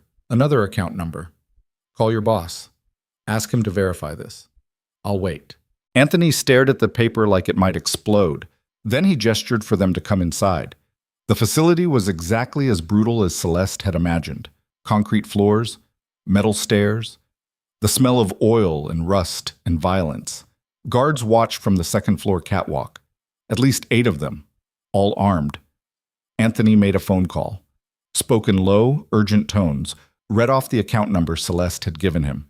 Then he went very still. "Yes, sir," he said quietly. "I understand. Yes, she's right here." He hung up and looked at Celeste with something approaching respect. "Mr. Valieri wants to speak with you directly. He's leaving the summit now. He'll be here in 20 minutes. "No." Celeste's voice was sharp. "I'm not waiting 20 minutes. I'm not waiting 20 seconds. You bring me my brother now, or I walk out that door and every account I just verified gets moved to locations Renzo will never find." "Miss Moretti, I don't have the authority." "Then find someone who does." She stepped closer, close enough that Anthony had to look her in the eye. "You think Renzo's going to blame me if this deal falls apart?" "No, he's going to blame you for being too stupid to recognize an opportunity when it walked through your door." The silence stretched. Anthony's jaw worked. He was calculating odds, weighing risks. Finally, he turned to one of the guards. "Bring the brother. Don't hurt him." The guard disappeared up the metal stairs. Celeste didn't let the relief show on her face. Just stood there, waiting, projecting certainty she didn't feel. "Smart choice," she said quietly. 2 minutes later, the guard returned, and with him, Nico. Her brother looked terrible, pale, shaking, dark circles under his eyes that hadn't been there a week ago, but alive, breathing. When he saw Celeste, his face crumpled. "I'm sorry. I'm so sorry. They said if I didn't cooperate, they'd—" "Shh." Celeste pulled him into a hug, felt how fragile he'd become. "It's okay. It's over now." "Actually," a new voice said from the doorway, "it's just beginning." Celeste's blood turned to ice. Renzo Valieri stood in the entrance, flanked by 6 men in tactical gear. He wasn't supposed to be here, was supposed to be at the summit, but here he was, and he was smiling. "Did you really think I'd fall for the same trick twice?" Renzo walked into the room slowly, casually. "The moment Anthony called about a $20 billion account, I knew you were playing me again, so I had one of my people check. And guess what? That account exists, but it's locked, frozen, inaccessible to anyone except the primary account holder. He stopped 5 feet from Celeste. Which means you can't give me access even if you wanted to. Which means this whole negotiation was a bluff. Which means he pulled out a gun and aimed it directly at Nico's head. You have exactly 10 seconds to tell me where the real money is before I put a bullet in your brother's brain. Celeste's mind raced, looking for exits, options, anything. But there was nothing. They were surrounded, outgunned. Damiano was outside but couldn't get here fast enough. She'd gambled everything on a bluff, and Renzo had called it. 8 seconds, Renzo said calmly. Celeste. Nico's voice was small, terrified. 7. She could give him the real codes, save Nico, lose everything her grandmother had built. 6. Or she could refuse, watch her brother die, keep the legacy intact. 5. The choice that shouldn't even be a choice. But in this world, nothing was simple. 4. Celeste opened her mouth, not sure what would come out, and then the building exploded. The blast came from the east wall, a shape charge that turned concrete and metal into shrapnel. The shockwave knocked everyone off their feet. Alarms screamed, smoke filled the room. Through the chaos, Damiano's voice in her ear, "Move! Now!" Celeste grabbed Nico and ran, half blind, choking on dust. Stumbling over debris and bodies, gunfire erupted behind them. Renzo's men returning fire at targets they couldn't see. A hand grabbed her shoulder. Celeste spun, fist raised. Damiano. This way. He pulled them through the hole in the wall. Outside. Into the night. Where Marco waited with the SUV, engine running. They piled in. Tires screeched. The vehicle fishtailed, then rocketed forward. Behind them, the facility was chaos. Men shouting, muzzle flashes lighting up windows. More explosions as Damiano's team covered their retreat. Celeste held Nico against her chest, feeling his heart racing against hers. They'd made it. Against every odd, against every reasonable expectation, they'd actually made it. The safe house was different this time. Smaller. Off the grid. No staff. No luxury. Just concrete walls and basic furniture and enough weapons to fight off a small army. Dr. Chen was already there, having been extracted earlier in the day. She immediately started checking Nico's vitals, clucking her tongue at his condition. Dehydrated, malnourished, his stress levels are through the roof. But he'll live. She looked at Celeste. Get him into bed. I'll set up an IV. Celeste helped her brother to the bedroom. Nico collapsed onto the mattress like his strings had been cut. I thought I was going to die, he whispered. You didn't. You're safe now. For how long? His eyes met hers, old beyond his years. Renzo's not going to stop. He knows where we are, what we're worth. He'll keep coming until... Then I'll keep stopping him. Celeste sat on the edge of the bed. I'm not letting anything happen to you, I promise. You can't promise that. I can, and I will. She squeezed his hand. Get some rest. We'll figure out the next move tomorrow. Dr. Chen shooed her out and got to work. Celeste stumbled into the main room, exhaustion crashing over her like a wave.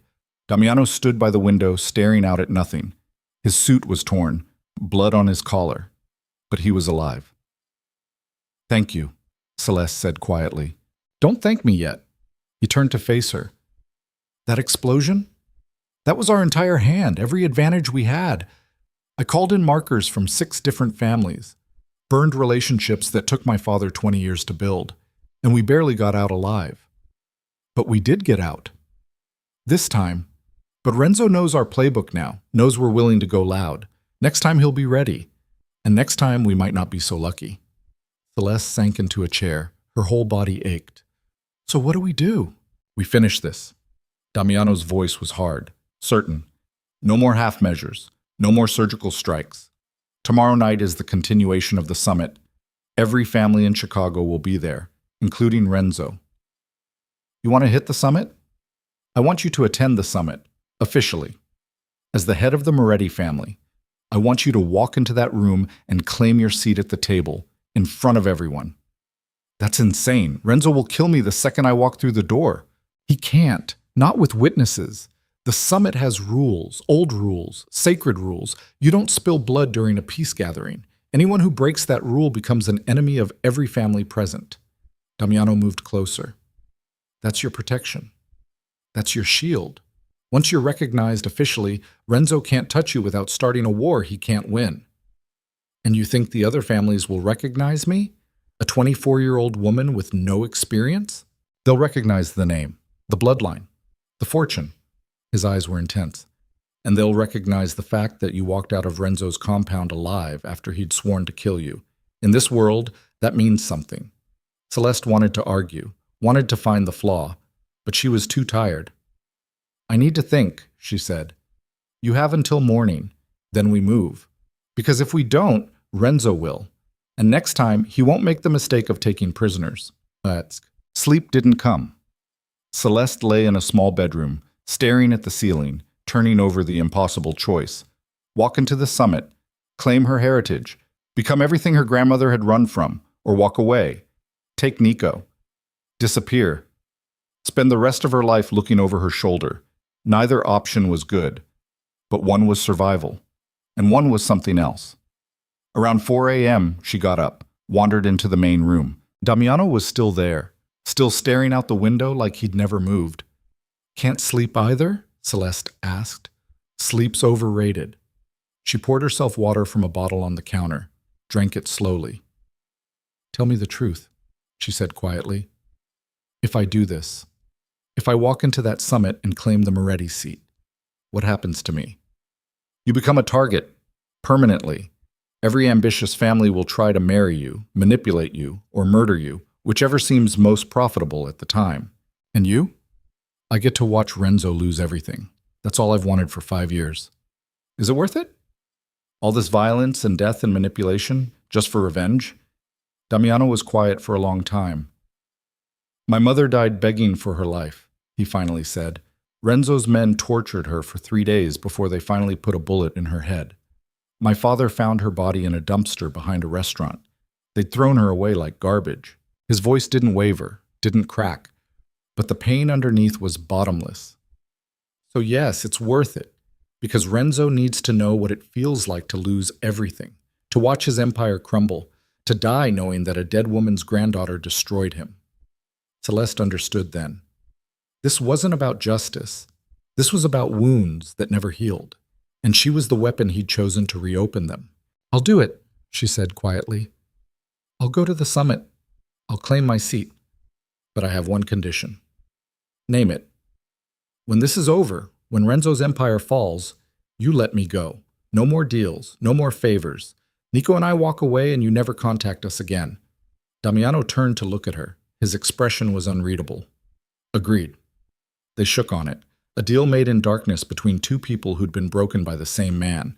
Tomorrow, Celeste would walk into a room full of killers. Tomorrow, she would become what her grandmother had been. Tomorrow, the war would end, or they would all die trying. Cedtic. The summit was held in a private club on the north side, the kind of place that looked like a restaurant from the outside but was actually a fortress. Metal detectors, armed guards, rooms designed to be soundproof. Damiano's people spent the morning preparing, running scenarios, wargaming every possible outcome. You walk in at exactly 9:15, he explained. Not earlier, not later. The other families will already be seated. Renzo will be making his case for why he should control additional territory. That's when you interrupt. And say what? That the Moretti family reclaims its historical seat at this table. That you're exercising your right as the legitimate heir to your grandmother's legacy. That any objections can be settled through the traditional challenge process. Which is? Formal negotiation witnessed by all families. Essentially, Renzo has to prove you're not who you say you are. And he can't, because you are exactly who you say you are. It sounded simple. Too simple. What if he just shoots me anyway? Then every family in that room will turn on him. The rules are absolute. You don't murder people during summit. Damiano's smile was grim. After summit, different story. But during, untouchable. The hours crawled by. Celeste spent them getting ready. Another suit. This one even more expensive. Dark charcoal with subtle threading that caught the light. Hair pulled back so severely it made her eyes look dangerous. She looked in the mirror and saw a stranger, someone capable of walking into rooms where empires were built and destroyed. Someone who looked like they belonged. At 9 p.m., they left for the club. 3 SUVs, 12 armed men. Damiano riding beside her, calm as death. "Remember," he said as they pulled up to the entrance, "you're not asking for permission. You're claiming what's yours. Act like they should be grateful you're giving them the chance to recognize you." "And if my nerve breaks?" "It won't. You've come too far to break now." The SUV stopped. The door opened. Celeste stepped out into cold Chicago night. Cameras flashed. There were always cameras at these events, though the footage never made it to any official record. She walked through the entrance, past security, who'd been paid to look the other way, down a hallway lined with art worth millions, to a set of double doors guarded by 2 men in suits. "Celeste Moretti," she said clearly, "here to claim my family's seat." The guards looked at each other, uncertain. This wasn't protocol. One of them spoke into a radio, listened to the response, then, surprisingly, opened the door. "Good luck," he muttered. Celeste walked through. The room beyond was exactly what she'd expected. Long table, 20 seats, 18 of them filled with men who controlled Chicago's underworld. 2 seats empty, one for the Moretti family, one for whoever earned the right to sit there. Every head turned as she entered. The conversation died. And at the head of the table, Renzo Valieri's face went absolutely white. "Miss Moretti," one of the men said carefully. "Vincent Calabrese, the one with 3 daughters. This is unexpected." "Good," Celeste said. Her voice didn't shake. "I've had enough of expected. I'm here to claim the seat that belongs to my family. The seat held by the Moretti syndicate for 3 generations. The seat that's been empty for 30 years. That seat was vacated after the family's unfortunate end," another man said. "Older, distinguished. We can't simply—" "Can't what? Recognize the legitimate heir when she walks through your door?" Celeste moved toward the empty seat. "My name is Celeste Moretti, granddaughter of Maria Moretti, great-granddaughter of Salvatore Moretti. I control assets worth $20 billion. I command loyalty from families across 3 continents, and I'm formally requesting recognition under the traditional rules of succession." The room exploded into argument, men shouting over each other, some demanding proof, some calling for her removal. But Celeste just sat down in the empty chair and waited. Finally, Renzo stood. His face was calm, but his hands were shaking. "This is absurd," he said quietly. "The Moretti family is extinct. This woman is a fraud, a plant, probably working for the Vescari family to undermine this summit." "Then challenge her," Vincent's voice cut through the noise. "Formal challenge. Prove she's not who she claims. Or accept her right to sit here." Renzo's jaw clenched. "Fine, I challenge. On the grounds that she cannot demonstrate legitimate succession without—" Celeste pulled out documents. Real ones this time. Birth certificates. DNA verification from 3 separate labs. Financial records showing her access to accounts only a Moretti could control. She spread them across the table. "Is that sufficient demonstration?" she asked quietly. "Or do you need more time to manufacture objections?" The room went silent. Vincent picked up the documents, reviewed them carefully, passed them to the man beside him. They circulated the table, each family head examining them, looking for flaws, finding none. Finally, the documents reached Renzo. He stared at them for a long moment. Then he looked up at Celeste with pure hatred in his eyes. "You're making a mistake," he said softly. "Coming here, claiming this seat. You think these men will protect you? They'll eat you alive the moment it's profitable." "Maybe," Celeste replied. "But at least I'll die in the light instead of hiding in the shadows like my grandmother had to. At least I'll die as a Moretti, not as nobody." The words landed. She could see it in their faces. Respect, fear, recognition. Vincent stood. "I move to recognize Celeste Moretti as the legitimate heir to the Moretti syndicate seat. All in favor?" Hands rose around the table. Not all of them, but enough. More than enough. "Motion carries." Vincent looked at Renzo. "She has her seat. Renzo stood slowly. His chair scraping against the floor sounded like a death rattle. "Then this summit is over," he said quietly, "because I will not sit at a table with Vescari's whore." He turned and walked toward the door. His men followed. But before he left, he stopped, looked back at Celeste. "You just started a war you can't win," he said. "I hope your moment of glory was worth it." Then he was gone. The room erupted again, voices overlapping, some families already calculating how to profit from the coming conflict, others trying to find neutral ground. But Celeste just sat there, hands folded, heart racing, barely able to process what had just happened. She'd done it. She'd walked into the lion's den. She'd claimed her birthright. And now there was no going back. Vincent approached her as the meeting dissolved into chaos. "That was either very brave or very stupid," he said quietly. "Can't it be both?" He smiled, actually smiled. "Welcome to the table, Miss Moretti. I have a feeling you're going to make things very interesting." Outside, Damiano was waiting with the SUVs. His expression was carefully neutral as Celeste emerged. "It's done," she said simply. "I heard." He opened the door for her. "Renzo left 5 minutes ago. He'll be mobilizing his entire network. By morning, there will be a price on your head that'll make assassins fly in from 6 countries. Then I guess we'd better move fast." They climbed into the SUV. As it pulled away from the club, Celeste looked back one last time, at the building where she'd just changed everything, where she'd stopped being Celeste Moretti, the maid, and become Celeste Moretti, the heir. "What happens now?" she asked. Damiano's smile was cold, sharp. "Now? Now we burn his empire to the ground, and we make sure everyone knows it was you who lit the match." The SUV accelerated into the Chicago night. Behind them, the summit ended, the families dispersed, and across the city, Renzo Valieri prepared for war. The final war. The one that would end with either his empire destroyed or Celeste dead. There was no middle ground anymore. No compromise. No mercy. Just 2 bloodlines that had spent 30 years circling each other in the dark. And tomorrow, in the cold light of day, one of them would fall. Celeste closed her eyes, felt the weight of her grandmother's legacy pressing down on her shoulders. "I'm sorry," she thought. "I'm sorry I couldn't stay invisible. I'm sorry I couldn't run. But if I'm going to die, I'm going to die fighting, just like you taught me." The SUV turned onto the highway, heading toward whatever came next, heading toward the end.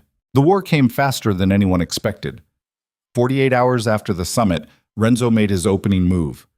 3 of Damiano's safe houses hit simultaneously. 2 burned to the ground. The 3rd was still standing, but everyone inside was dead. Celeste watched the news coverage from the new location, a fortified penthouse in the financial district that belonged to a shell company 6 layers removed from anything traceable. The reporter called it gang violence, turf wars, the usual narrative that let civilians sleep at night. But she knew better. This was extermination, systematic, brutal. "He's not playing anymore," Damiano said, turning off the television. His face was granite. "He's committed everything, every soldier, every resource, every favor he's ever been owed. This ends in one of 2 ways. Either he's dead, or we are." "Then we make sure it's him." Celeste's voice was steady. She barely recognized it anymore. The next 72 hours were a blur of violence. Damiano's people hit Renzo's distribution networks, burned shipments, killed lieutenants, destroyed financial records. Every attack was surgical, precise, designed to bleed the Valieri empire slowly. But Renzo gave as good as he got. More of Damiano's men died. Buildings burned. Bodies turned up in Lake Michigan. Chicago's underworld fractured along fault lines that had existed for decades. Some families backed Renzo, better the devil you know. Others sided with Celeste, seeing opportunity in the chaos. Most stayed neutral, waiting to see which way the wind blew. Vincent Calabrese was one of the few who picked a side early. He showed up at the penthouse on the 4th day, alone except for 2 bodyguards who waited in the hallway. "Miss Moretti," he said, sitting across from her in what had become a makeshift war room. Maps covered the walls, photographs of Renzo's operations, lists of targets. "I'm here to offer support." "Why?" Celeste asked bluntly. "What do you get out of this?" Vincent smiled. Honesty. I like that. The truth is, Renzo's been squeezing my operations for 5 years, taking percentages that weren't his, threatening my daughters if I didn't comply. But I couldn't move against him alone. He's too connected, too powerful. And now? Now he's distracted, fighting on multiple fronts. If there was ever a time to break free, it's now. Vincent leaned forward. I can give you access to his financial networks, names of his bankers, politicians on his payroll, everything you need to dismantle his empire from the inside. In exchange for? Protection for my family when this is over, and a seat at whatever table gets built from the ashes. Celeste looked at Damiano. He nodded slightly. Deal, she said, but if you betray us, I know. You'll kill my daughters and make me watch. Vincent's smile didn't waver. I wouldn't expect anything less. He was as good as his word. Within 6 hours, Celeste had access to information that would have taken months to gather otherwise. Account numbers, shell companies, judges who'd taken bribes, federal agents who looked the other way. The scope of Renzo's corruption was staggering. He'd built an empire not through violence alone, but through systematic infiltration of every institution that was supposed to stop him. This is enough to bury him, Marco said, reviewing the documents. We leak this to the right people, his entire network collapses. No. Celeste's voice was sharp. We don't leak it. We use it as leverage. Force him to the table. Make him negotiate. Damiano turned to look at her. You want to negotiate? After everything he's done? I want to end this without burning Chicago to the ground. Celeste met his eyes. You wanted revenge. I get that. But I want something more permanent. I want him broken, not just dead. Broken. Watching everything he built turn to dust while he's still breathing. For a long moment, Damiano said nothing. Then he smiled. It was the first genuine smile she'd seen from him in weeks. You're starting to think like your grandmother, he said quietly. She would have done the same thing. The meeting was arranged for neutral ground, an abandoned yacht harbor on Lake Michigan. No structures, no cover. Just open space surrounded by black water and cold wind. Both sides were allowed 5 people maximum. No snipers, no backup teams. Just 10 people and whatever weapons they could carry. Celeste wore the same suit she'd worn to the summit. It felt like armor now, like a second skin. Nico had begged to come. She'd refused. This isn't your fight, she'd told him. It's been my fight since they took me. Since they held a gun to my head. His eyes were hard, older than they should be. I deserve to see it end. You deserve to live. And if this goes wrong, you're the only one left to carry the Moretti name. So you stay here. You stay safe. And if I don't come back, her voice caught. If I don't come back, you take the account codes and you disappear. You live the life Grandma wanted for us. Nico had cried then, not loud. Just silent tears running down his face. She'd held him until Dr. Chen gently pulled him away. Now standing at the edge of the harbor with Damiano, Marco, and 2 others whose names she'd never learned, Celeste felt the weight of every choice that had led here. A week ago, she'd been nobody, invisible, safe in her anonymity. Now she was standing at the edge of Lake Michigan, preparing to negotiate with a man who'd murdered 63 people to build his empire. Renzo arrived exactly on time. 5 men in dark suits, all armed, all professionals who'd killed before and would kill again without hesitation. The old man looked tired, older than he had at the summit, like the war had aged him a decade in a week. But his eyes were still sharp, still calculating. Miss Moretti, he said, stopping 10 feet away. This is unexpected.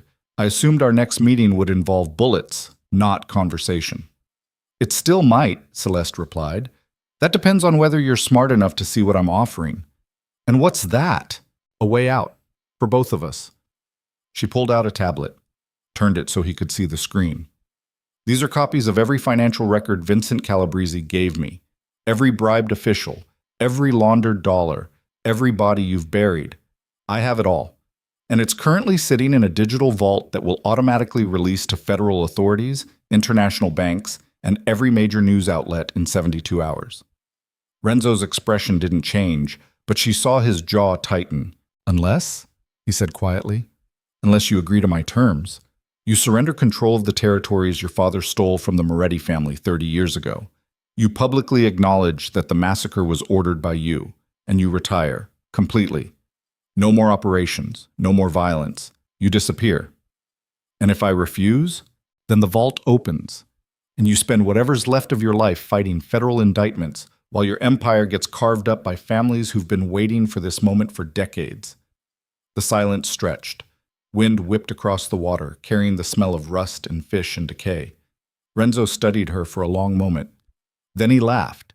It was a brittle sound, empty. "You're good," he said. "Better than your grandmother, maybe. She would have just run. But you? You actually think you can win." He took a step closer. "But here's what you're missing, little girl. I don't care about the money. I don't care about the territories. I don't even care about the empire anymore." He pulled out a gun, aimed it directly at her head. "I care about this. About watching the light go out of your eyes. About finishing what I started 30 years ago. About making sure the Moretti bloodline dies the way it was supposed to." Damiano moved. So did Marco, guns drawn, pointing at Renzo's men. But Renzo didn't lower his weapon, didn't even glance at them. "You think I'm afraid of dying?" he asked quietly. "I'm 74 years old. I've killed more people than I can remember. I've built and destroyed empires. Death doesn't scare me. It never has." "Then you're a fool," Celeste said. Her voice was steady, clear. "Because death is easy. It's living with consequences that's hard. And if you pull that trigger, you don't just kill me. You kill any chance of controlling the narrative." The vault opens. Every family in Chicago learns that you broke summit rules by murdering an heir during a peace negotiation. They'll hunt you. Not for revenge. For profit. Because the man who kills the oathbreaker gets to claim his territories. She took a step closer. The gun was inches from her forehead now. "So pull the trigger, Renzo. Pull it. And spend your last few hours running from men who used to fear you. Or lower the gun. Accept the deal. And at least die with some dignity intact." The moment stretched. Eternal. Celeste could hear her heartbeat in her ears, could feel sweat running down her spine despite the cold. Renzo's finger tightened on the trigger. Then, slowly, he lowered the gun. "You're right," he said quietly. "Death is easy. But you know what's easier? Making you wish you'd never been born." He turned to one of his men. "Kill the brother." The words hit like a bullet. Celeste's vision tunneled. Everything else disappeared except Renzo's smile. "You think I didn't know you'd leave him behind? You think I didn't have people watching?" Renzo's laugh was cruel. "He's already dead, Celeste. I gave the order before I came here, so congratulations. You've won your territories. You've destroyed my empire. And all it cost was the one person you actually cared about." Something inside Celeste shattered. Not broke. Shattered. Into pieces so small they could never be put back together. She didn't think, didn't plan, just moved. The gun was in her hand before she consciously decided to draw it. The one Damiano had given her. The one she'd practiced with until her hands bled. She fired 3 times. Center mass. Exactly like he'd taught her. Renzo went down hard, blood blooming across his chest. His men opened fire. So did Damiano's. The harbor exploded into chaos. Celeste dropped to the ground, bullets screaming overhead, concrete chunks exploding where shots hit the pier, men shouting, screaming, dying. Marco went down first, shot in the throat, drowning in his own blood. One of Damiano's other men took 2 rounds to the chest, dead before he hit the ground, but Damiano was a machine, moving with brutal efficiency, every shot perfectly placed. Renzo's men fell one by one.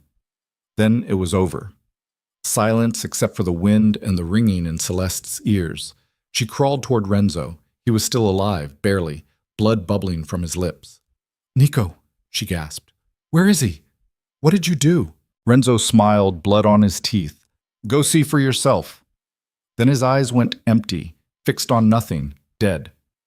Celeste knelt there, gun still in her hand, staring at the man she'd just killed. She'd won, destroyed the empire, claimed her vengeance, and lost everything that actually mattered. Damiano's hand settled on her shoulder. "We need to go. Police will be here soon." "Nico, I know, come on." He pulled her to her feet. They ran. Back to the SUV, tires screaming as they pulled away from the harbor. Behind them, Sirens wailed. The drive back to the penthouse took 20 minutes. It felt like 20 hours. Celeste burst through the door, heart hammering, already knowing what she'd find. Dr. Chen looked up from where she sat reading a magazine, calm, unbothered. And in the corner, curled up on the couch watching television, Nico, alive. He jumped up when he saw her. "Celeste? What happened? You look—" She grabbed him, pulled him into a hug so tight he gasped, checking, making sure, confirming he was real, solid, breathing. "You're alive," she whispered. "You're alive." "Of course I'm alive. Why wouldn't I?" Understanding dawned. "Oh, Renzo said he'd kill me, didn't he? He said he'd already given the order." "He lied." Damiano's voice came from the doorway. "There was no order, no team. He was bluffing, trying to make you break, trying to get you to do something stupid. I shot him. I know. I was there." Celeste pulled back from Nico, looked at her hands. There was blood on them, Renzo's blood, drying to brown flakes under her fingernails. She'd killed a man. Not in self-defense. Not in the heat of battle. In cold calculation, because he'd threatened the one thing she couldn't lose. "I need to wash my hands," she said distantly. She walked to the bathroom, turned on the water, scrubbed until her skin was raw, but the blood wouldn't come out, not completely. She could still see it in the creases of her palm, under her nails, would always see it. Nico appeared in the doorway. "Are you okay?" "No." The word came out broken. "But I will be." "Did we win?" Celeste looked at her reflection, at the woman staring back. Someone who looked like her but wasn't, someone harder, colder, capable of violence that would have horrified the maid who'd cleaned windows 3 months ago.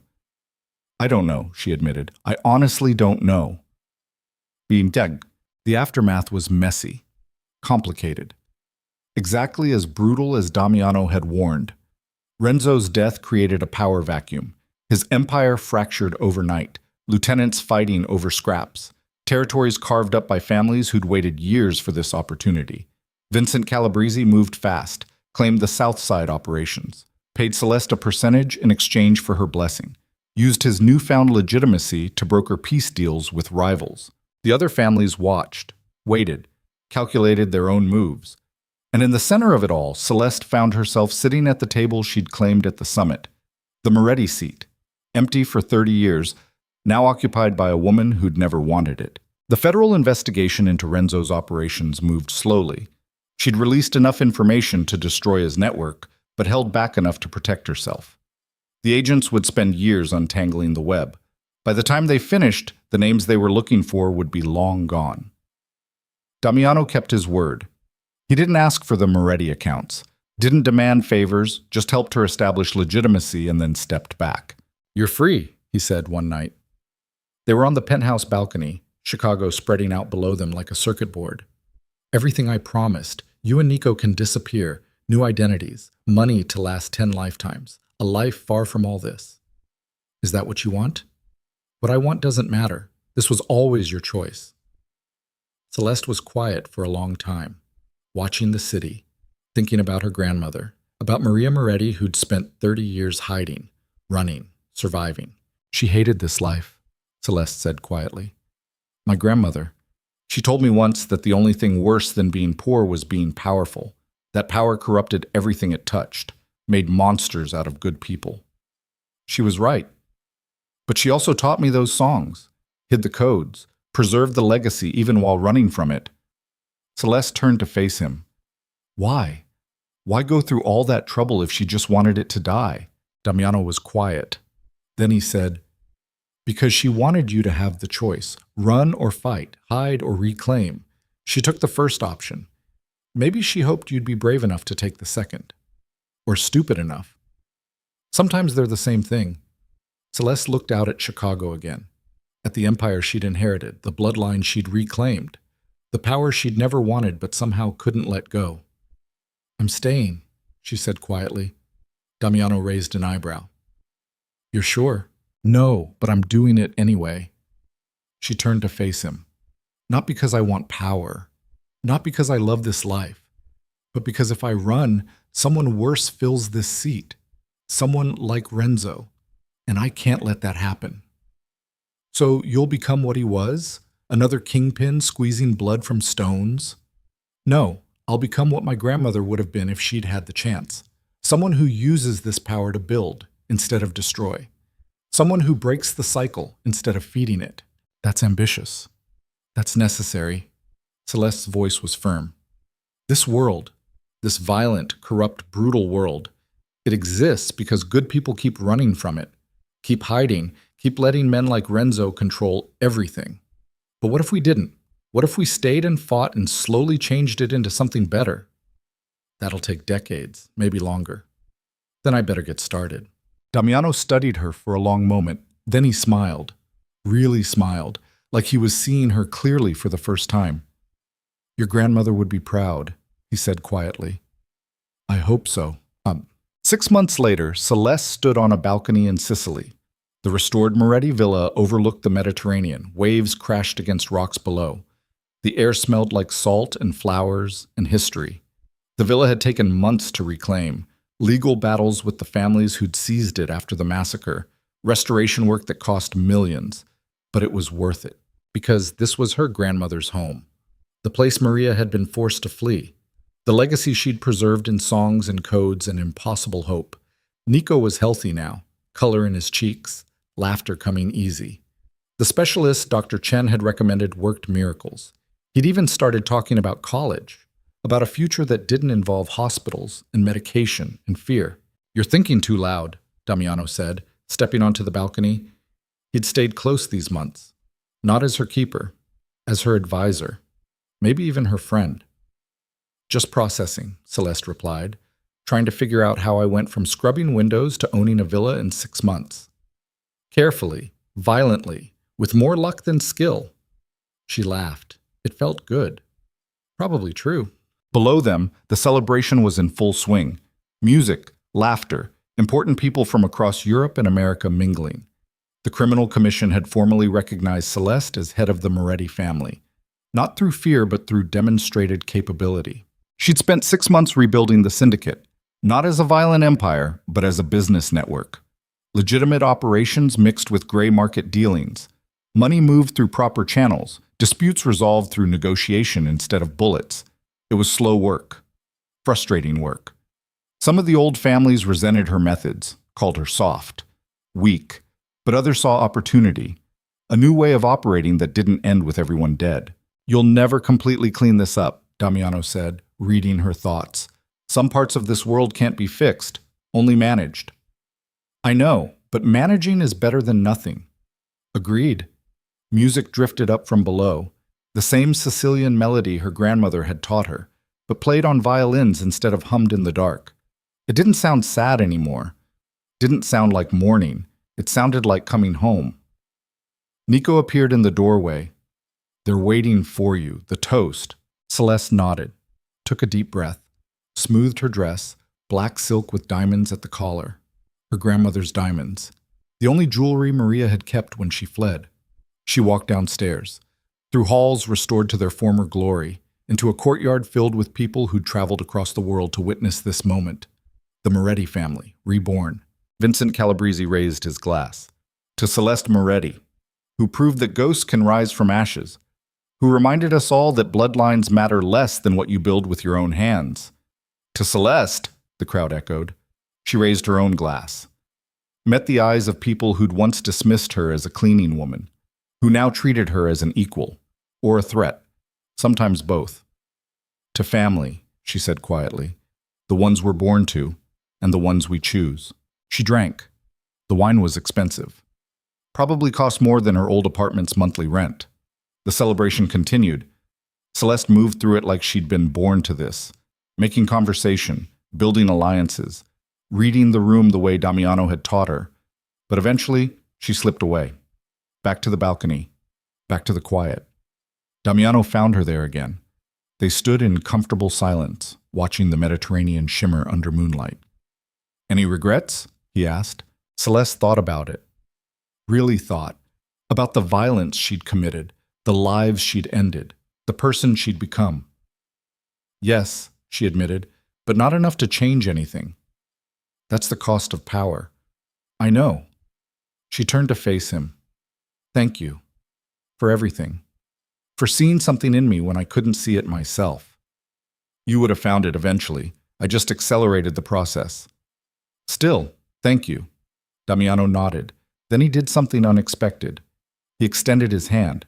Partners? He asked. Celeste looked at his hand, at the man who'd manipulated her, used her, nearly gotten her killed, but had also taught her to survive, to fight, to become something more than invisible. She took his hand. Partners. They shook. A deal made under Mediterranean stars.